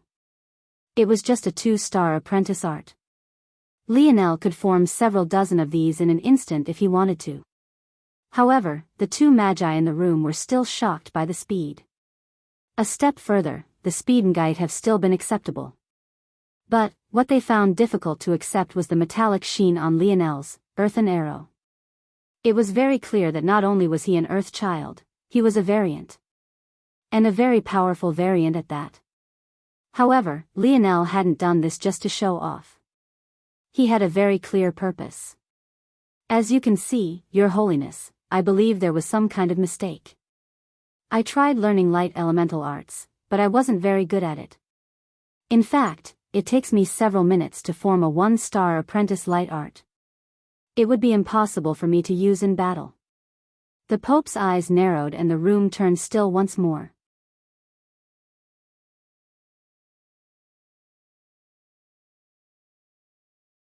Chapter 238. The silence was suffocating. Even the paladins no longer had the presence of mind to continue pressing Lionel. They could all only wait for Pope Margrave's response. You're a very intelligent boy. Pope Margrave finally said. Margrave's face practically read like I know you're spewing bullshit, but I like it. When spirit pressure reaches a certain level, it becomes capable of forming many elements. Of course, the efficiency to which it's done is far less than one's main element, but this is true nonetheless. How could Margrave believe that Lionel took a minute to form a mere 1-star apprentice art? That was nothing but bullshit. But, despite the fact it was bullshit the Pope happened to like. As long as Lionel continued to be this intelligent, there wouldn't have to be any problems between them. Camelot is truly blessed to have another child, and such a powerful one at that. This seat just wanted to see the future generation today. Now that I've seen, it's truly as the old say. The young will eventually surpass us all. Pope Margrave gave Lionel a deep look. Then, he waved a hand, his eyes returning to their half-closed position. A familiar paladin separated from his position against the wall, leading Lionel and Leonis out. Lionel's eyes narrowed when the large double doors closed behind, blocking out those blinding lights. What a cunning man. Let alone sighing a breath of relief, Lionel was several levels more cautious. Though he had held back, he hadn't exposed his spirit pressure without cause. In this world, Lionel had learned that sometimes logic wasn't more important than one's strength. It wasn't until Lionel exposed his power that Margrave's treatment of him truly changed. If he wasn't as strong as he was now, there was no telling whether Pope Margrave would have accepted his reasonings. Lionel made a note in his heart. Mordred might not be his only enemy in this place. You know him? Not long after Lionel left, Margrave suddenly spoke to seemingly empty air. The paladins didn't react at all, but little Nana felt somewhat flustered by this line of questioning. No, no. Nana quickly answered. She wasn't worried her flustered appearance would give away anything. After all, this was her normal state. Plus, Lionel looked toward her first before she reacted, so it could be said that she was just shocked by the sudden attention Lionel gave her. Is that so? Margrave didn't say anything for a long while before he continued to speak. It seems that this boy is quite lustful. This could be used. Nana flushed red with embarrassment. Margrave chuckled. Don't worry, you are among my precious holy daughters and God has bestowed upon you a heaven-sent ability. How could I pass down such a debasing job to you? You must remain pure beneath the scrutiny of God. There will of course be others to take on this task. After he finished saying this, Margrave didn't speak again. If Lionel was here, maybe he wouldn't be able to hold back his rage any longer. It might be normal for a young girl like Nana to marry and even birth children in this world, but Lionel had no such thoughts about the little girl. So the mission sets off in at dusk. Will you be ready? After leaving the church, Lionel pretended as though nothing had happened and began to speak with Lionel about the mission once again. Lionel gave him a sidelong look. This prince had brought up this trip to the church as though it was any other day. In fact, the way he spoke about it initially, he made it sound like this had something to do with the mission he had taken up. Not only that, but he had even made it seem like he had some involvement with the church. If Lionel remembered correctly, Lionel spoke about this visit as though it was something every holy son did, when this very clearly wasn't the case. Lionel smiled shamelessly beneath Lionel's gaze. He was clearly saying that he took no responsibility for his previous actions. You're pretty good, Your Highness. Lionel said with a tinge of sarcasm. Lionel chuckled. I'm not sure what you mean, Lionel. Lionel mumbled but didn't say much else. It was true that it wouldn't have helped even if the prince had said something. Though it would have been nice to know, it would have also been akin to the prince making a decision for Lionel. By keeping his hands off the sequence entirely, not only was Lionel able to gain an understanding of where Lionel's loyalties lied, he was also able to test Lionel. However, never had he expected Lionel to be so capable. Even he couldn't have thought of a better solution to the situation. Lionel shook his head and decided to forget it. What is this mission about? Hearing this question, Lionel finally grew serious. It's a border mission. Seeing that Lionel didn't have a particular reaction, Lionel almost smacked his own forehead. He had forgotten that Lionel had never been on a mission before, so how could he know just how damning the two words border mission were? Lionel sighed and began to explain. Camelot has a ring of safety system. The safest place is the core of the kingdom. This encompasses Camelot and the surround 100 or so mile radius. Beyond that is the Yellow Mission Ring. This encompasses between 100 to 500 miles. Normally, those missions are taken up by apprentice mages. They deal with small beast hordes, bandits, small rebellions, and the like. Beyond the Yellow Mission Ring is the Red Mission Ring. This is between 500 miles and 600 miles away from the core of the kingdom. These missions can only be touched by official mages. The rebellions that happen here are much fiercer and the bandits form clans and small fiefs of their own, making them much more dangerous. Beyond the Red Mission Ring is the Black Mission Ring. This is between 600 and 800 miles away from the core of the kingdom. Only elite official mages and weaker magi can take missions in this region. The Black Mission Ring are where the first instances of demons and black magic can be found. Some of the worst criminals of Camelot are hiding away in this region. The death toll is high enough to surpass 20%. Lionel frowned. It was this serious? Beyond the Black Mission Ring is the Border Mission Ring. It goes by another name. The Demon Mission Ring. It's between 800 to 1,000 miles from the core of the kingdom. This region is the no man's land between Camelot and the Demon Kingdom. There are constant clashes between us and Mordred's demon army there. That is where our mission lies. Lionel sucked in a cold breath. But, he knew he had to go. He knew that the side missions weren't meaningless. This was a zone, not a video game. Since side missions existed, they served a purpose. They acted like a guiding light to how to complete the main mission. Since he was going to the demon mission ring, it was a good chance to see whether or not he could kill Mordred in one sweep.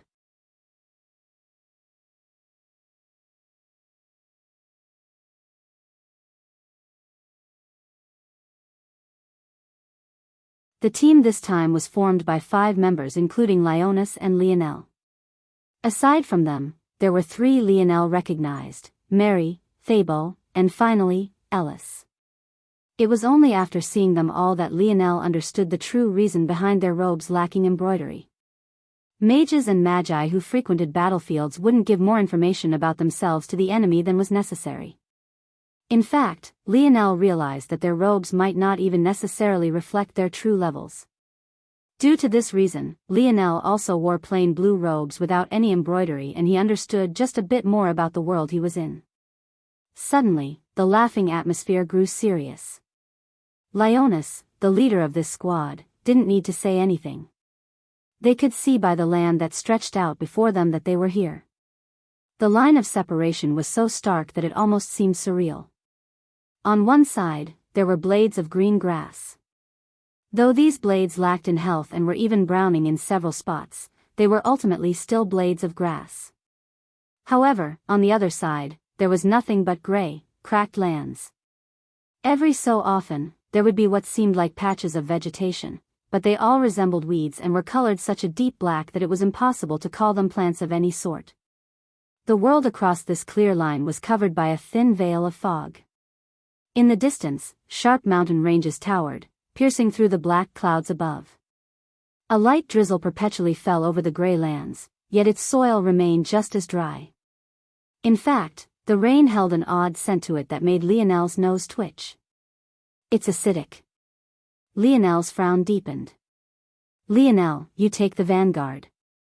Mary, Fable, protect his sides and flank our formation. Ellis, take up the rear. Lionel nodded. His arrangement made the most sense. Since Lionel was an earth mage, it made sense for him to take the vanguard. His defenses and crowd-controlling abilities were the highest. In addition, his spirit pressure was also the highest, so could scout ahead as well. Lioness was their main healer, so he should be protected in the middle. Ellis was a mental mage, so her attack strength was the least. Taking up the rear allowed her to use her sharper senses to ensure they didn't get pincered, while also allowing her the time needed to launch her assaults of the mind, just like her mentor Magus Aeliard. Mary was a wood mage while Fable was a wind mage. Though their abilities didn't allow for a special allocation, this was the best place to put them. Lionel took a deep breath and entered a focused state. The expressions of his teammates changed, sensing the shift in his aura. They felt that it was slightly difficult to breathe, but they also sighed in relief when they realized the aura wasn't pointed toward them.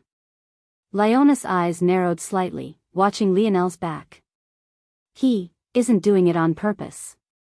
Just how many secrets do you have? Lionel took a step forward, crossing into the gray lands that bordered the 2 behemoths of this world. An uncomfortable feeling seeped into his body immediately. It was similar to a muscle ache or a minor cold. Though it was nothing too severe, it still made Lionel all the more serious. The light drizzle of rain rebounded across his body and robes as though trying to ebb away at his psyche. Without a choice, he continued to walk forward. What he didn't know was that there was a subtle change to his segmented cube. All the while, sitting within Lionel's spatial bracelet, it passively absorbed energy. Even after Lionel stepped into this no man's land, it never stopped. However, this energy was different. It carried a tinge of blackness to it, seeping into the lab setting, toward the snow globes, and into the resting place of the little mink.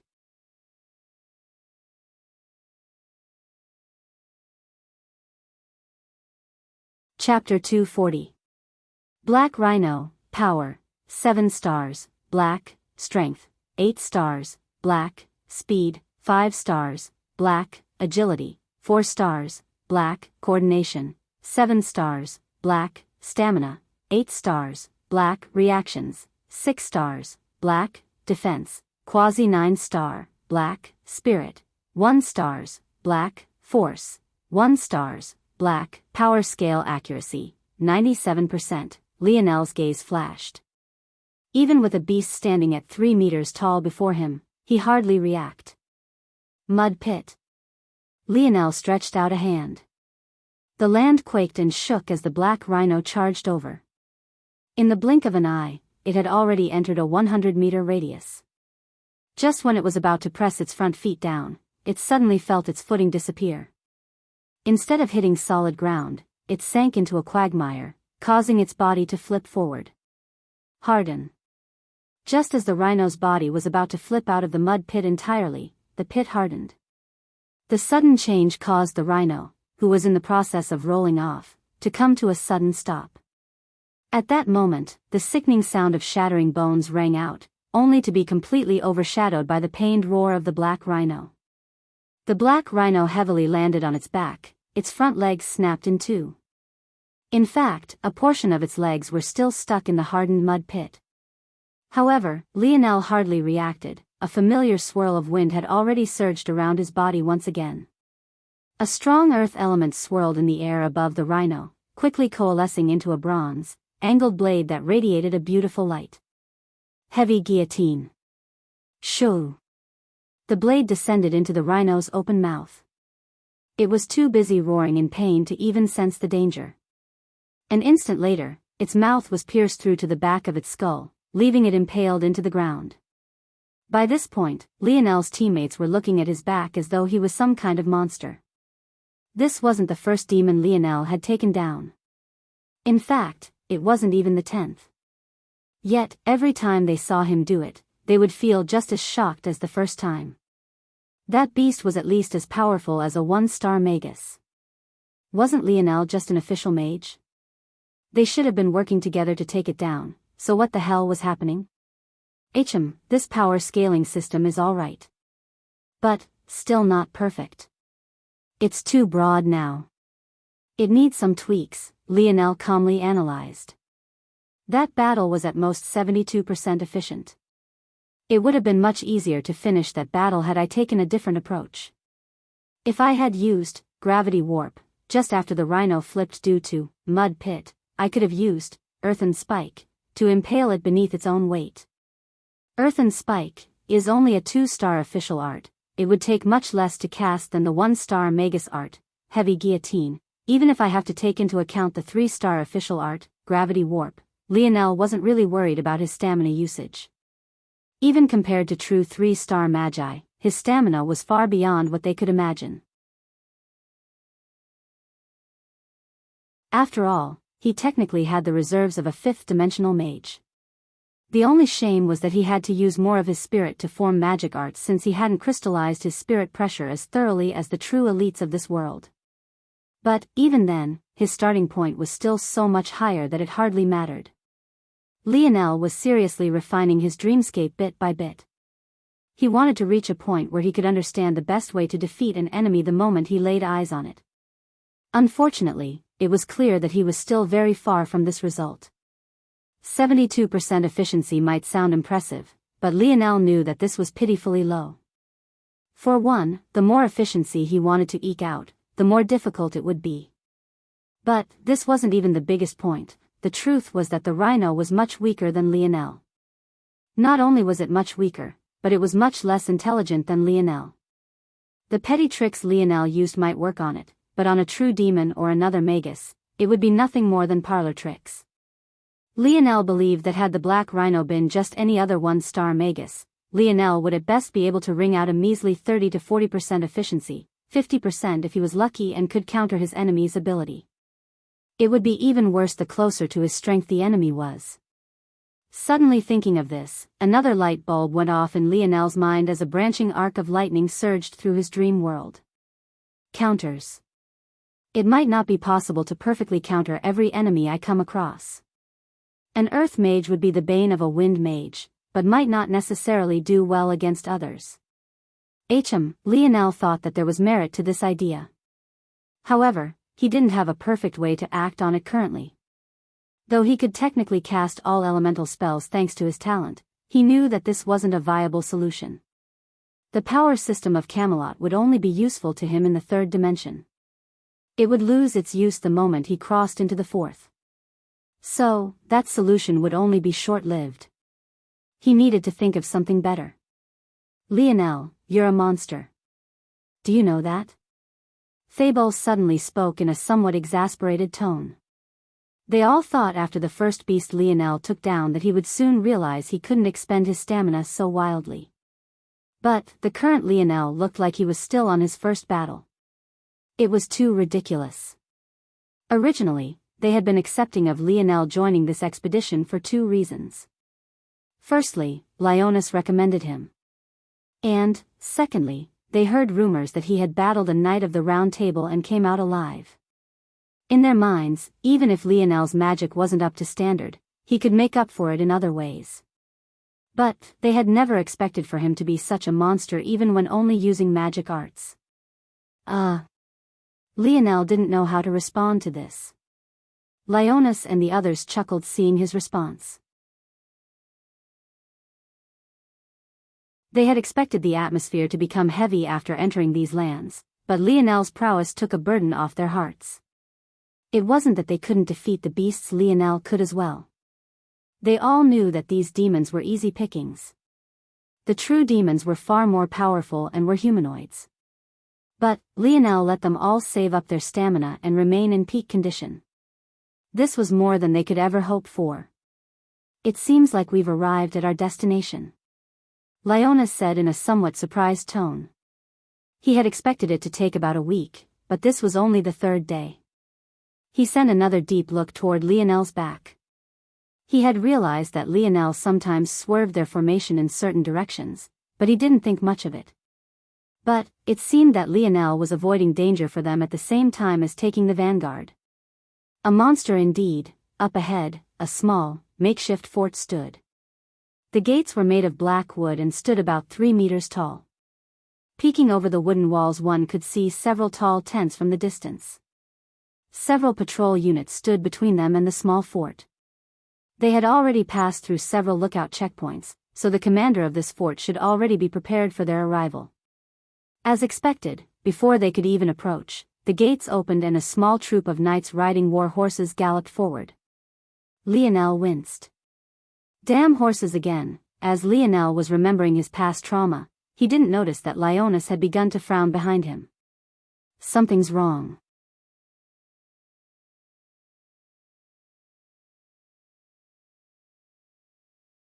Chapter 241. After a moment, Lionel regained his serious expression. Once he did, his senses quickly picked up on a few things. First, the small squad of 4 riding war horses toward them was led by a man with billowing blonde hair and blue eyes that held a complex light within them.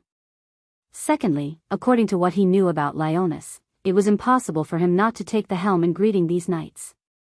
This wasn't because the prince felt the need to take control of everything, but rather because Lionel felt that Lioness was a man who placed emphasis on relationships and respect, not much unlike Lionel himself. For a man like Lioness, as the leader of their squad, he would of course observe proper etiquette and greet these knights of Camelot. After all, in the future when he was named king, these men would be the backbone of the kingdom. And, even now, they were putting their lives on the line, fighting day in and day out in the most dangerous border regions. Yet, not only had Lioness not stepped forward, he even seemed reluctant to do so. It wasn't that he hadn't thought of doing so, but that he was reluctant to do so. After reaching this conclusion, Lionel observed the man coming toward them once again and immediately noticed something else. This man's strength, even faintly surpassed Lamorac's.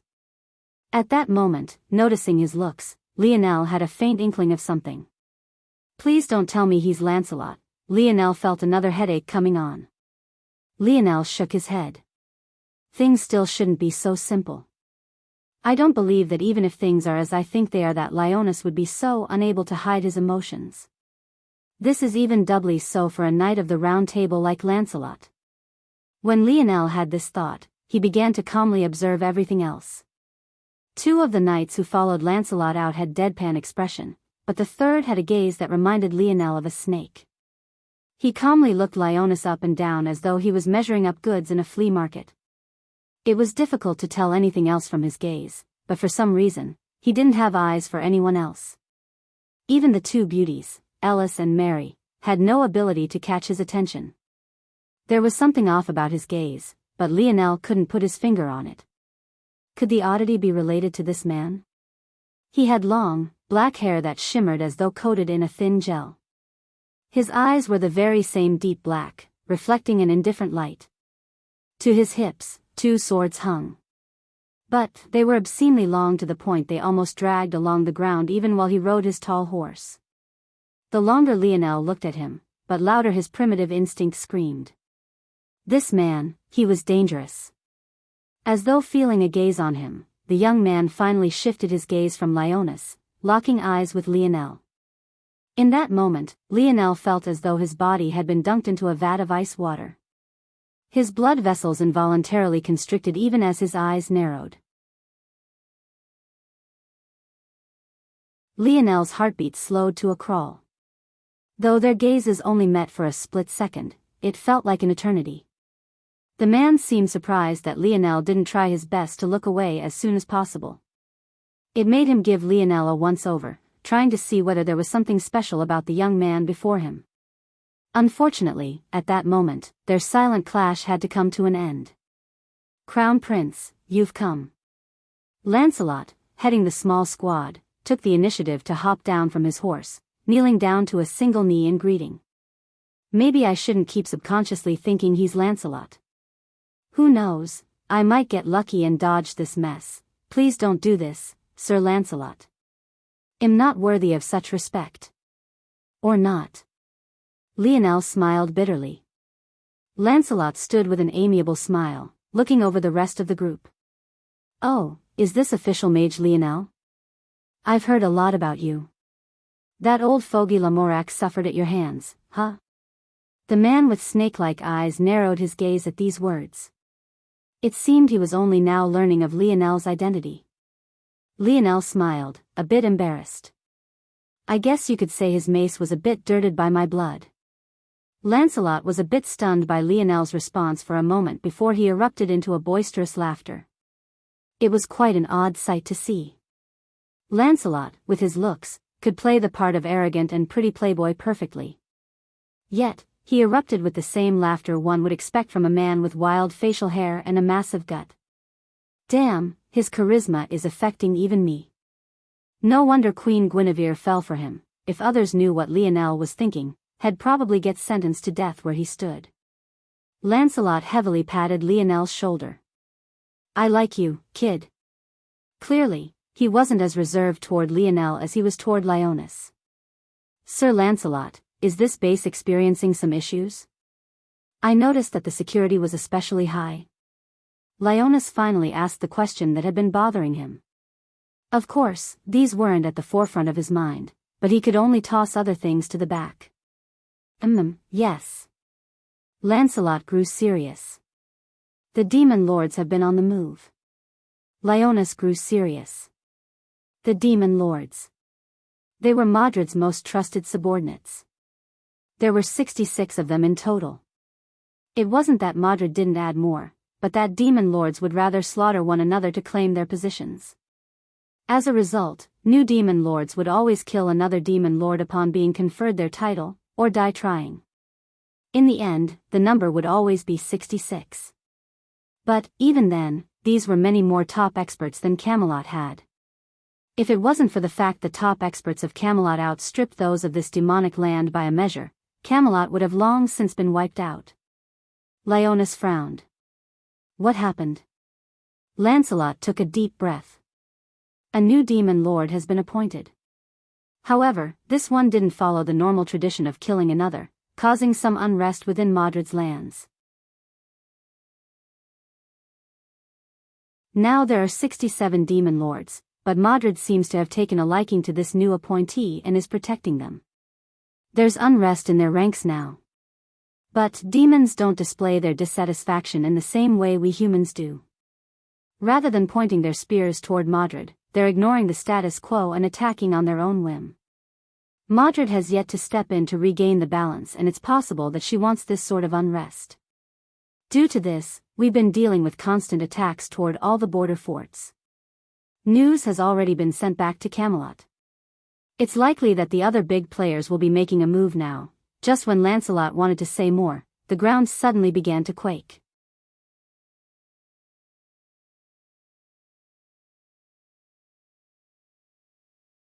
Chapter 242. Schedule will be changing. Updates will be at 10 p.m. Eastern Standard Time from now on.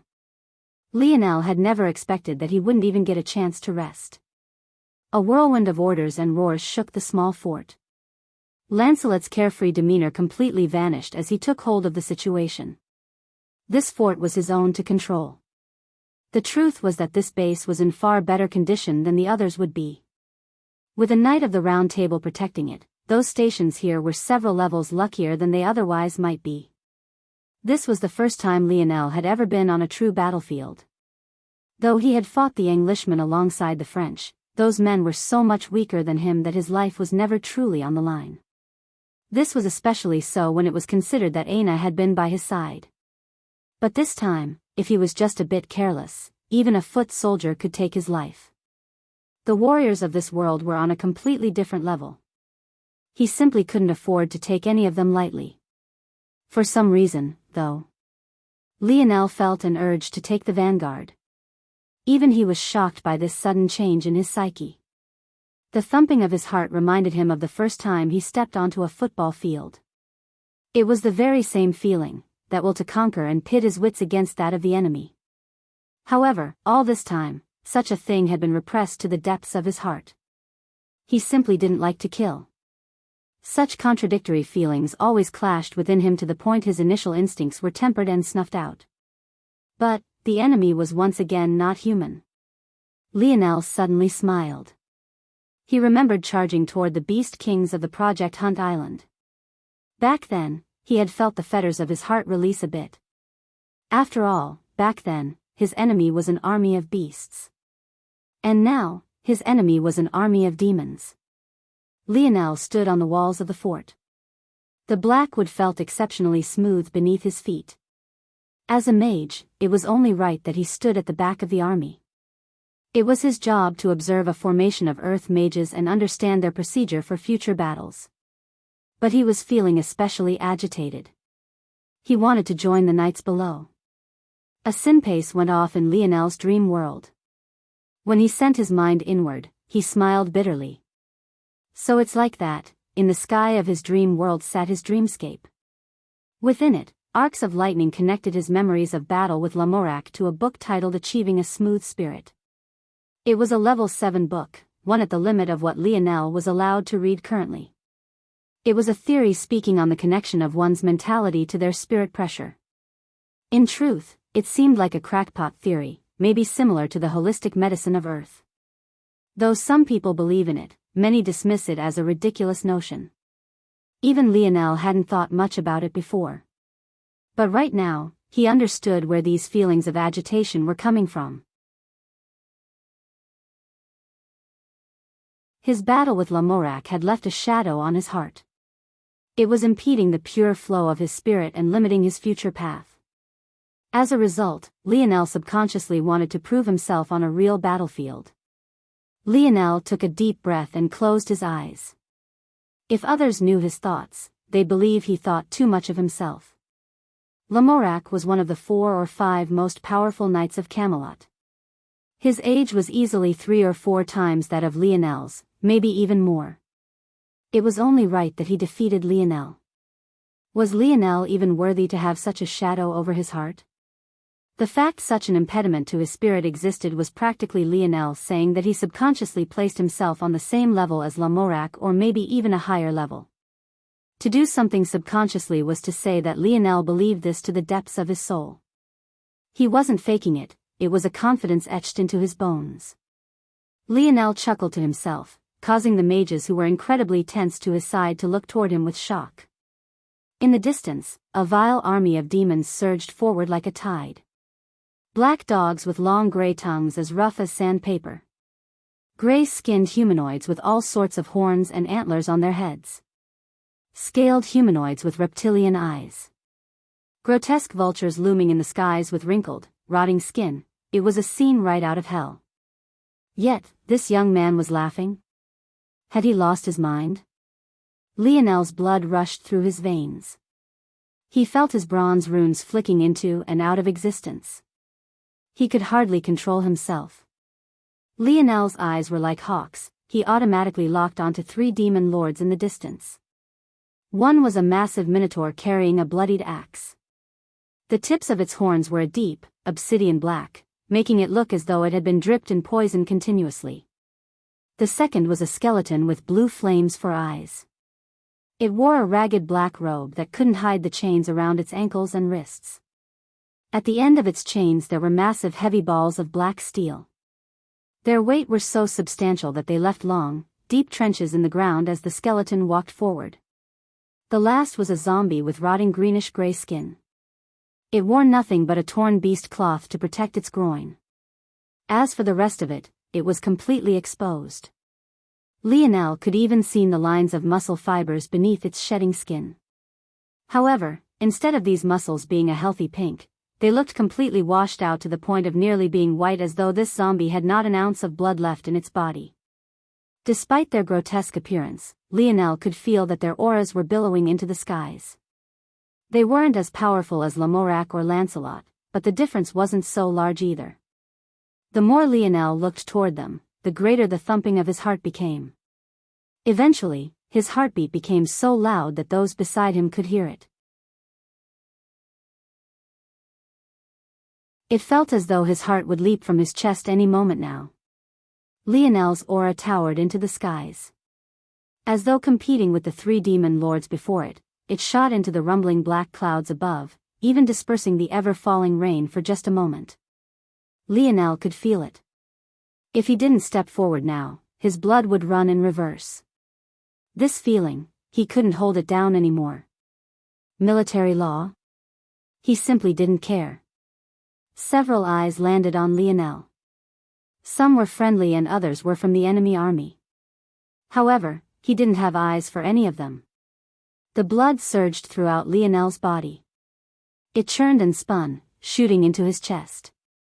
His lungs expanded, a mighty roar that seemed to drown out everything erupting from within him. A blinding light lit Lionel's eyes. By the time they dimmed, his eyes reflected a beautiful violet tinged with just the slightest hint of red. Then, he leapt from the walls of the fort.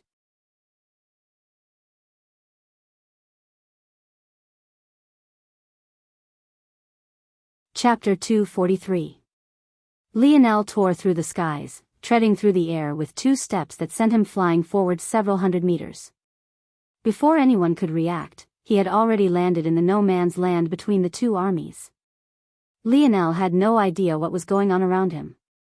He could hear anything but the blood rushing through his ears. He couldn't feel anything but the wild thumping of his heart. He couldn't see anything but the endless stream of enemies before him. His mage robes were sheared apart under the pressure, revealing a toned torso pulsing with blinding bronze runes and radiating a beautiful violet color. Lionel's palm flipped over, a spear appearing in it as he shot forward. Rising pillar. The earth beneath his feet trembled, shooting up at an angle beneath Lionel's feet. A swirl of surging force surrounded Lionel as he formed the magic art, using pillar that manifested beneath him to fly forward at ever faster speeds. In the blink of an eye, he had already reached the first line of monsters, demons, and ghouls. Compared to the army, he seemed like an insignificant ant. Yet, even the demons who didn't know fear or pain felt their chests being pressed down by an undying pressure. Bang!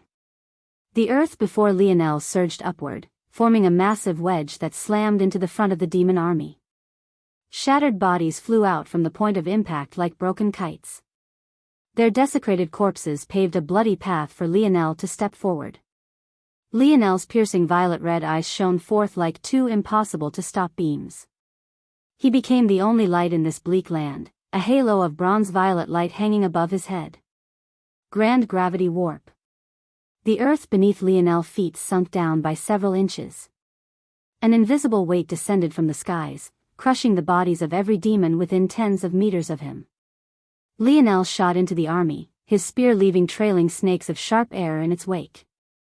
In the distance, those of Camelot's army finally reacted to what they were seeing. Liona's expression changed several times. This madman. Prince. Are you seeing what I'm seeing?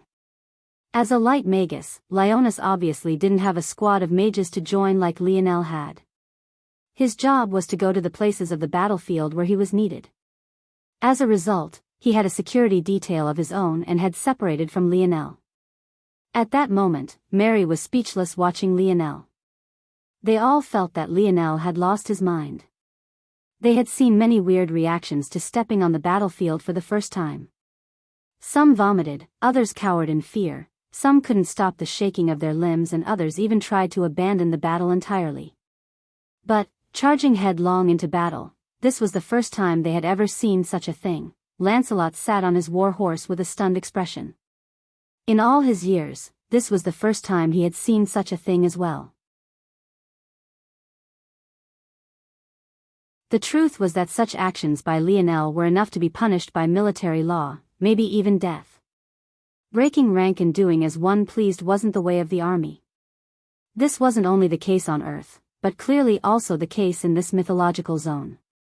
However, though Earth and this zone were similar, they were different in one aspect: the importance of strength. Who dared to reprimand Lionel? Even if Lancelot had the strength to do so, would he? Was it worth it? At that moment, Lancelot boisterously laughed into the skies. The gold and silver lance that hung to his sides rose in his hands. He pointed it forward, drawing an invisible line between himself and the army before them. You see that, men, even a rookie is so eager. We won't lose out to him, will we? His roar pierced through the veil above. The rumbling hooves of war horses and the sound of weapons clanging against armor shot through the battlefield. The aura of Camelot's army rose. As though trying to match Lionel's energy, it melded with his momentum, suppressing the demons to an extreme. Charge! Lancelot's words fell and a sea of knights shot forward. The front hooves of their steeds rose, trampling the ground beneath them with impunity. To a side, the snake-eyed man watched on with a curious gaze. He looked toward Lionel's back as though it was right in front of him. From his position, he could see every defined muscle of Lionel's back, every sharp, perfectly formed bronze rune, and even saw the beads of sweat perspiring from him. Interesting, the two long swords to his side trembled as though feeling excited. They cried out as though they were wishing for blood too. Without another moment of waiting, he too shot forward. In the fun of it all, Lionel had no idea how he had affected the army to his back. He controlled the earth beneath his feet like a god of war and wielded his spear like the call of a reaper. His movements were like fluid water, his steps carrying an enigmatic air to them that made it seem as though all his enemies were walking into their deaths of their own volition. Surprisingly, aside from their gazes being aimed toward him, the demon lords didn't make any other action toward Lionel. One would think that they would go all out to snuff out his momentum, but they didn't seem to care to do so. They looked on with complete indifference. However, they suddenly frowned when Lionel's gaze met their own because his gaze, too, was indifferent. He didn't see them as demon lords.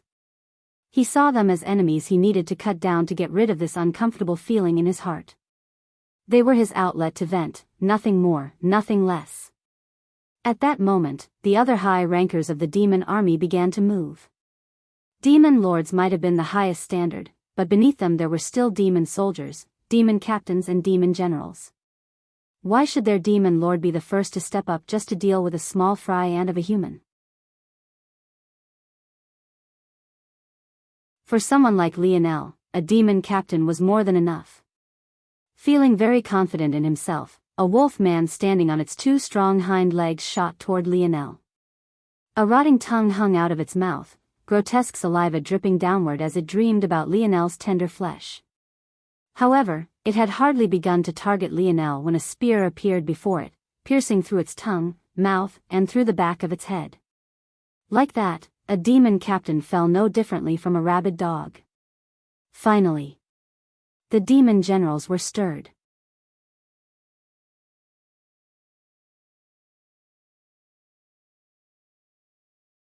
Chapter 244.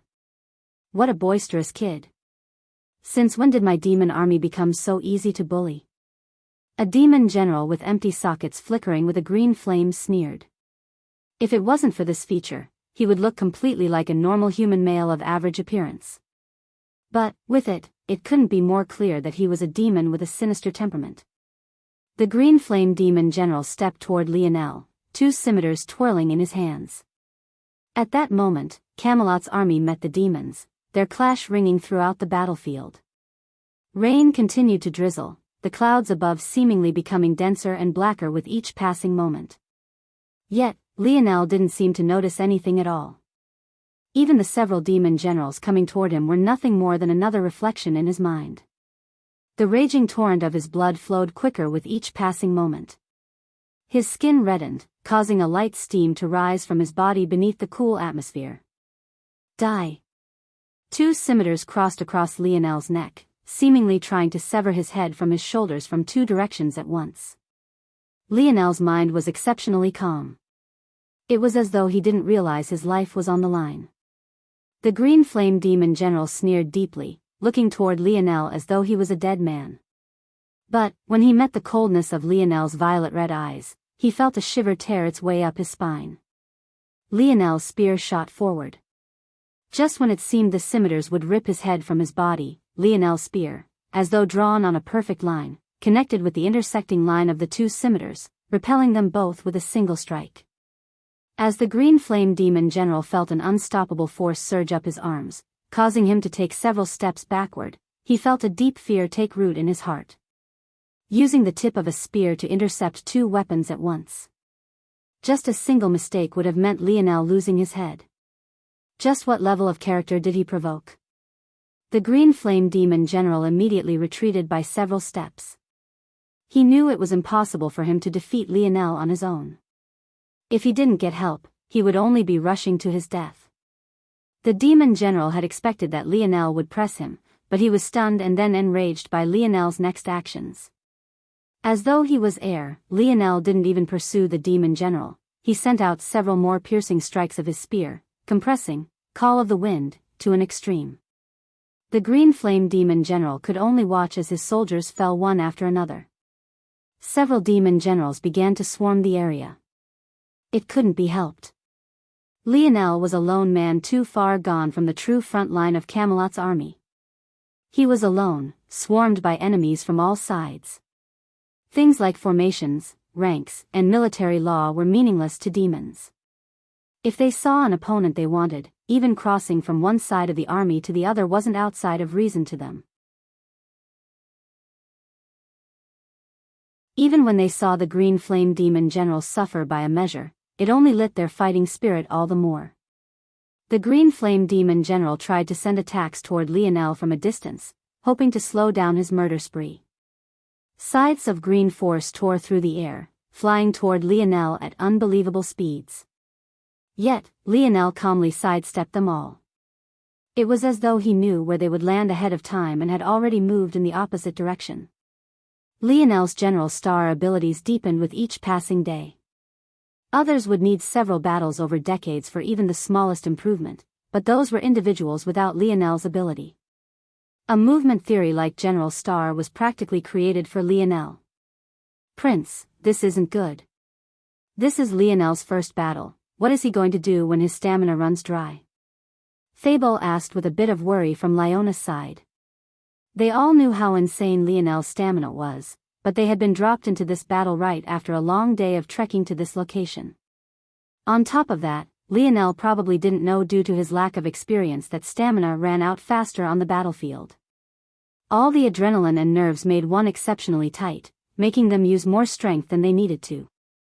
Battles of this level usually lasted at least a few hours. How could Lionel possibly last to the end? Leonis narrowed his eyes at these words. Everyone thought Lionel was being hot-headed, even Leonis believed so. But, For some reason Leonis felt that Lionel just might give them a surprise. Leonis' gaze shifted to another part of the battlefield. He watched as a man with 2 long swords tore a path on a war horse. His killing speed was even several levels beyond Lionel. Though, his opponents were a few levels weaker as well since they were the fodder of the front line. For Lionel to appear now of all times. Is this a good or a bad thing? Leonis' thoughts didn't seem to have a thread that connected them. Thinking this while looking toward the man with snake eyes. Just what did it mean? However, even if Lionel knew of this, it was unlikely that he would care at this point. All he wanted was to battle, to satiate the raging, boiling blood in his veins.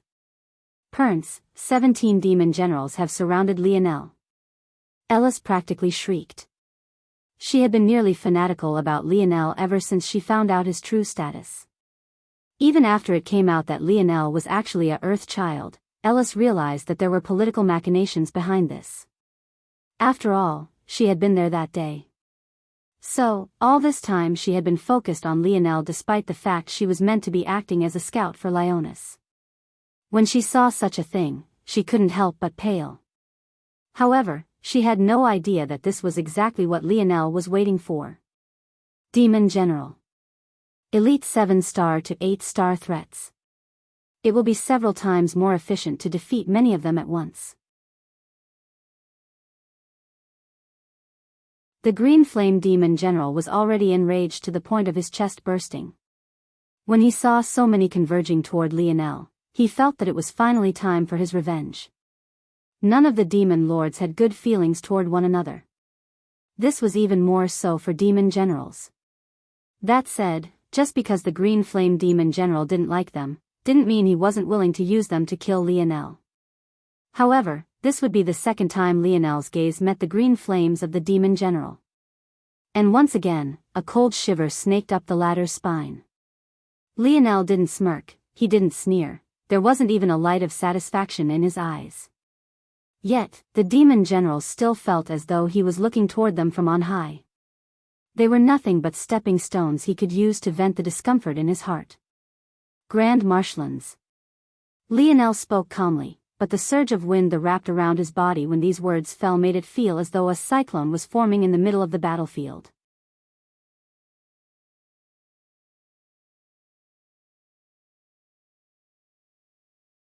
Chapter 245. The demon generals immediately realized that something was wrong. But, by then, it was already too late. Aside from one that had bat-like wings, allowing her to soar into the skies and escape, the remaining 16 found themselves trapped. The cracked, gray lands of the battlefield suddenly became a land of soft, muddy earth. Their bodies sunk down to their ankles, slowing their movement speeds by several levels. Yet, Lionel remained completely unaffected.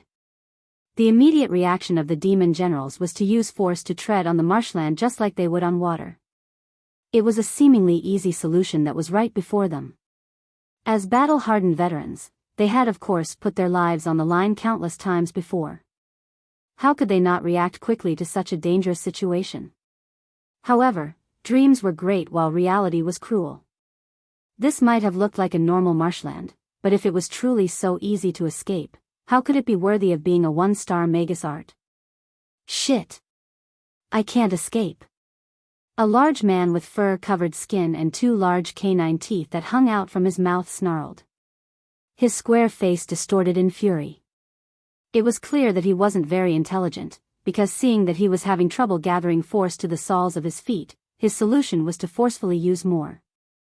The more intelligent of the demon generals paled in despair. They realized now what was happening. This, Grand Marshlands, had a secondary function of acting like a sponge to force. No matter how hard they tried to gather force, it would be useless. In fact, if they acted like the square-faced fool, they would only deplete their reserves quicker. By this point, the demon generals were feeling incomparably aggrieved. Such a large crowd control spell should have taken a normal Earth mage at least 10 seconds to cast even if they were very efficient in using it. However, not only did Lionel take less than 3, but the range was almost 50 meters, easily double what a normal mage should have been able to accomplish. Lionel didn't even spare these demon generals a glance. He looked up into the skies toward the female demon with bat wings. His left palm flipped over, revealing a long-barreled pistol with a harpoon fitted to it. Bang!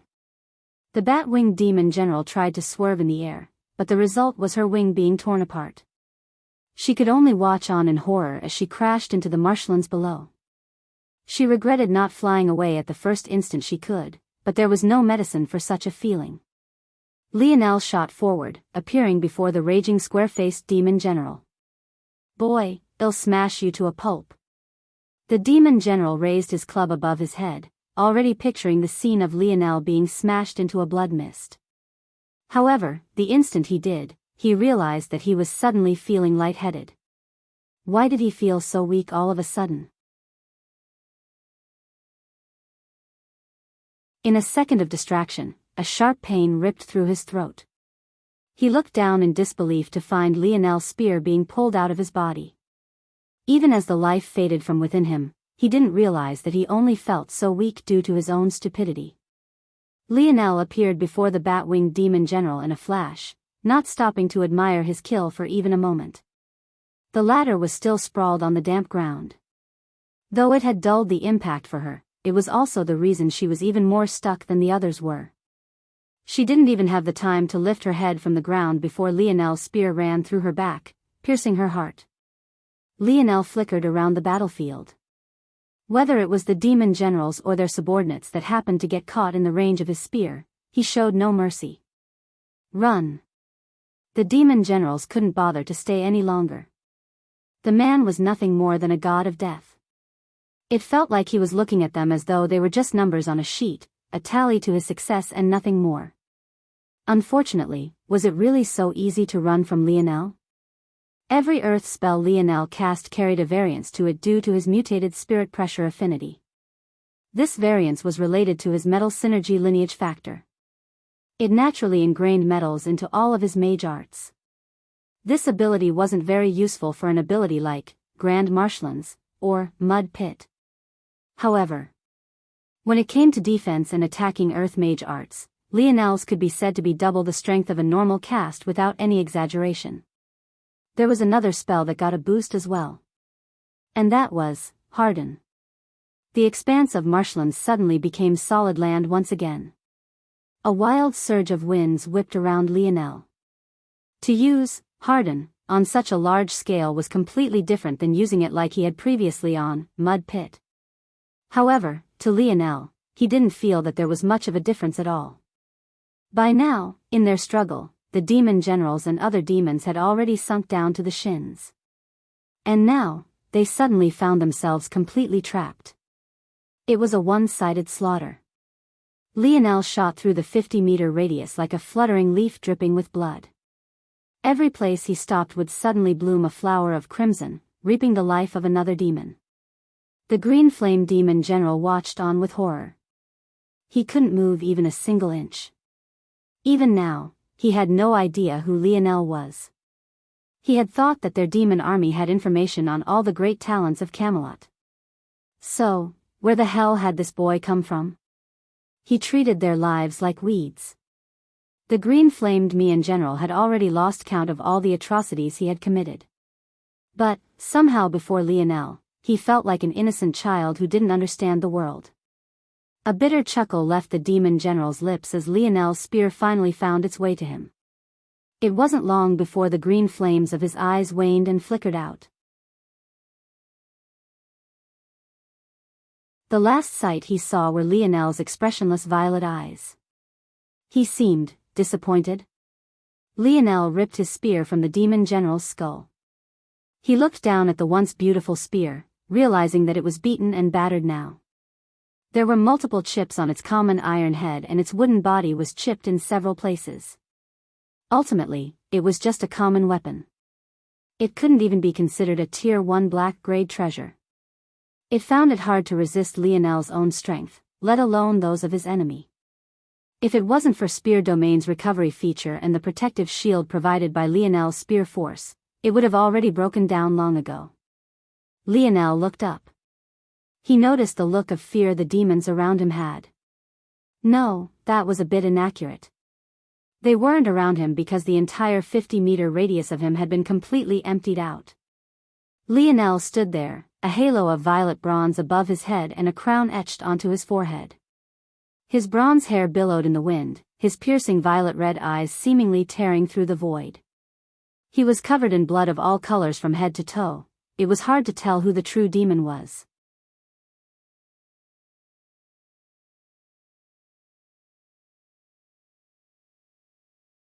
Chapter 246. A shocked hush came over the battlefield. It wasn't that it was truly quiet.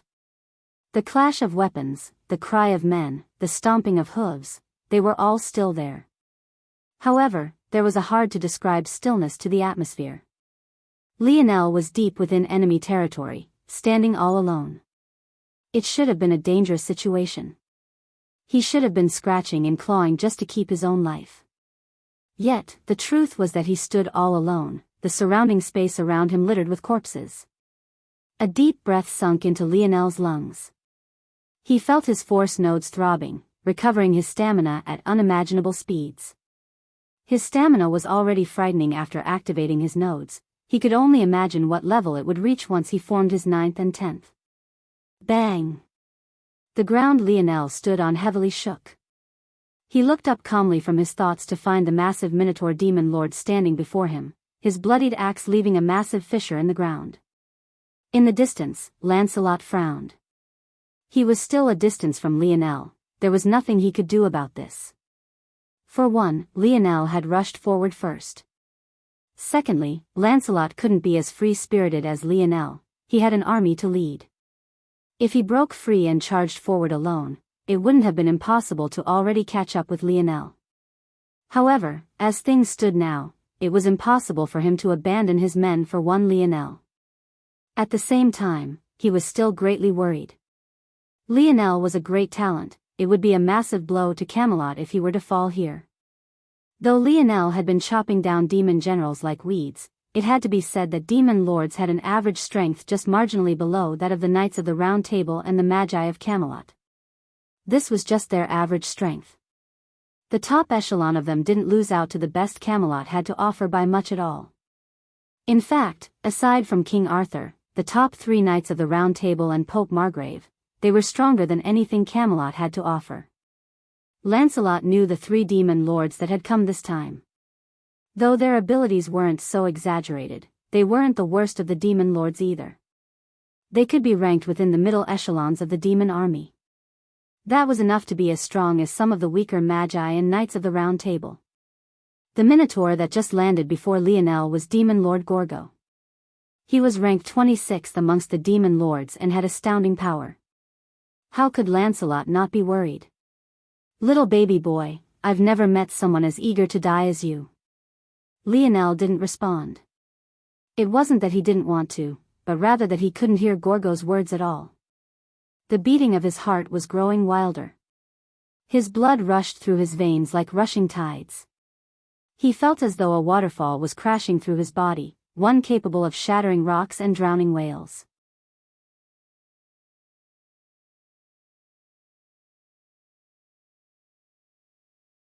Lionel's spear bent like a bow, his knees bending under the strain of the strike.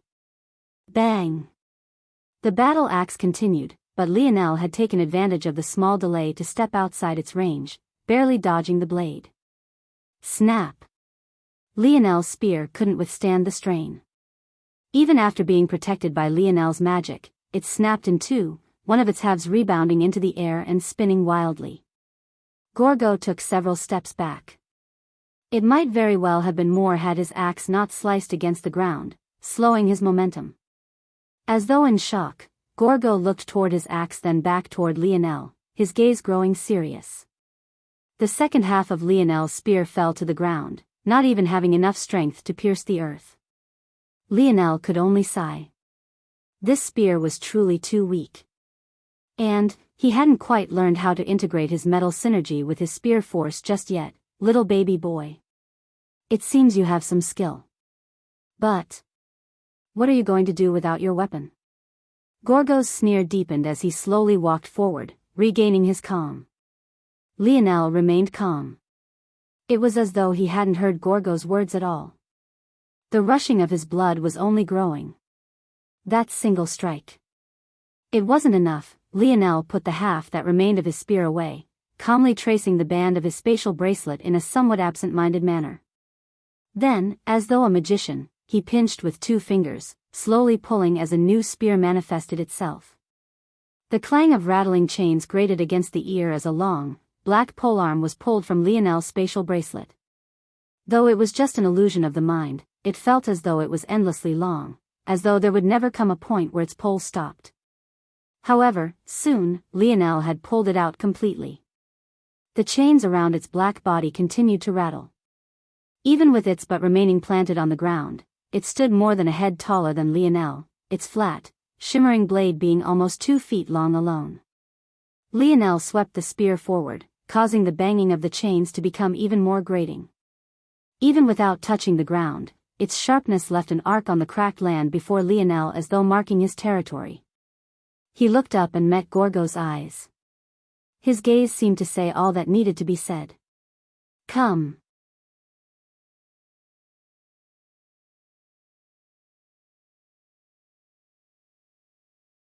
Chapter 247. Spear Domain. It was a treasure the likes of which only 3 others existed. It was a land of spears and spearmen that ruled over eras and generations. This was Spear Domain.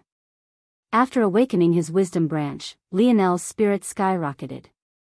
So, it was no surprise that the distance he could walk within Spear Domain had also, likewise, increased by a large measure. The hidden world of Spear Domain was separated into several peaks. In the beginning, Lionel thought that these were simply separations of weak to strong. But the truth wasn't so simple.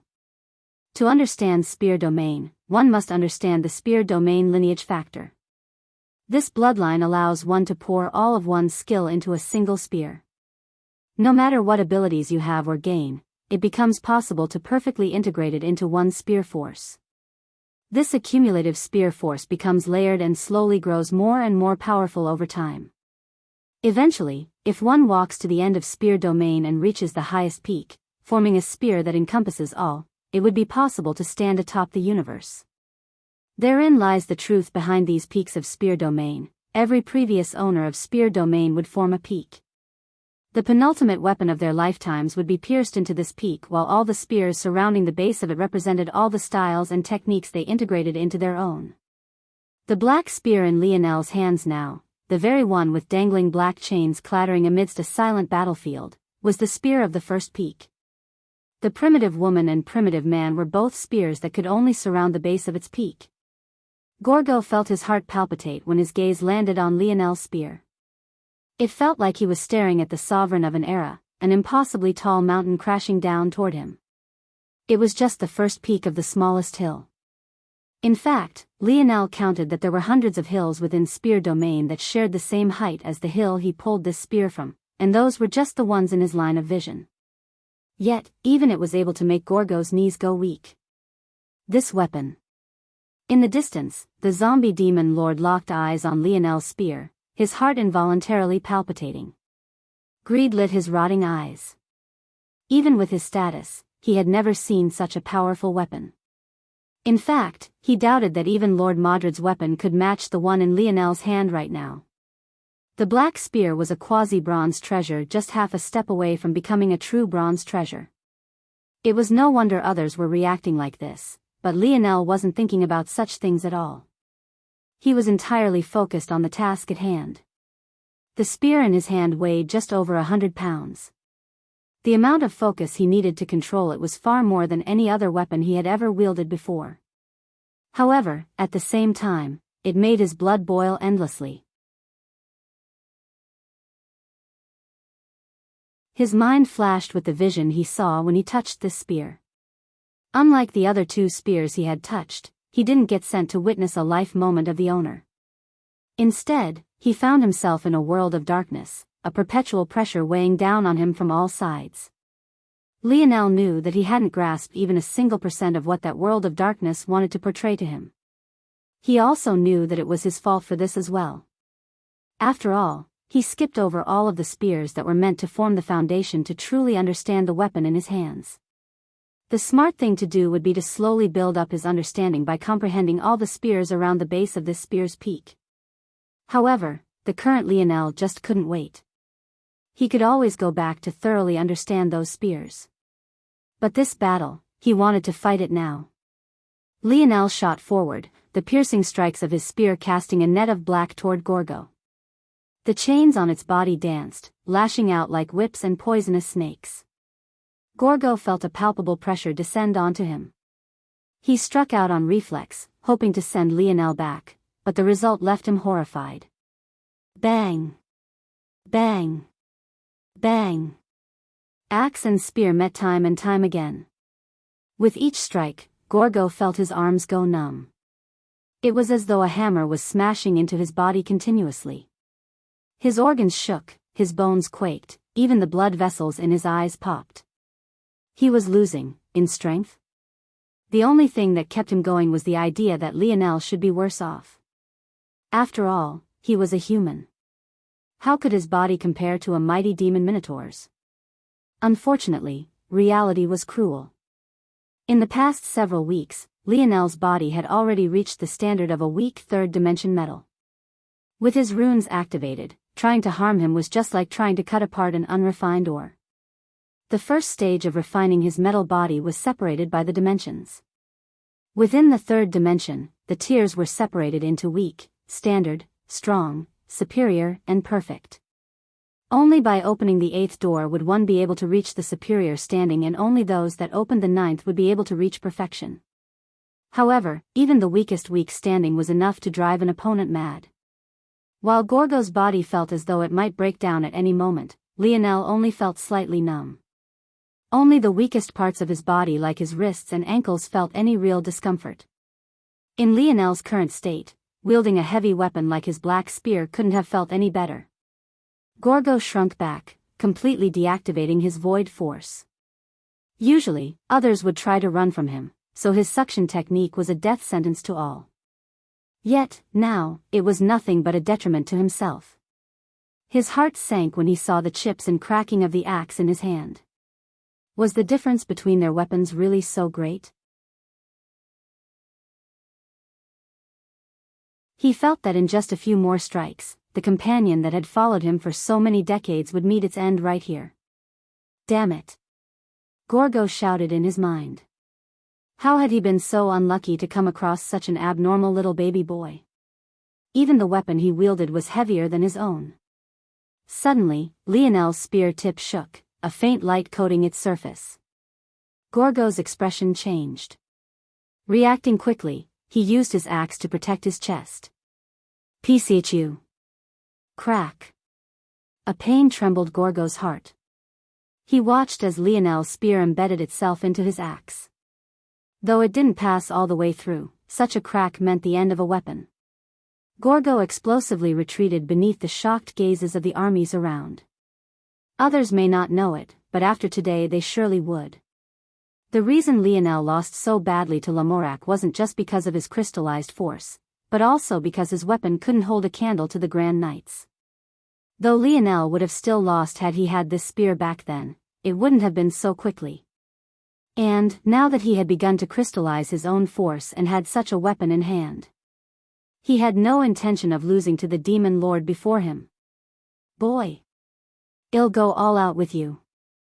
A dense black force erupted around Gorgo. It felt as though his body had become the center of a black hole, causing everything to surge toward him. Wind whipped around wildly. If it wasn't for the fact Lionel was holding such a heavy spear, he might have been sent flying toward the Minotaur Demon Lord as well. Lionel's eyes shone. This must be a night technique of this world. You're tuning into the Biyao's Wuxia Chronicles YouTube channel. Don't forget to subscribe and join us on this journey to catch the most captivating stories.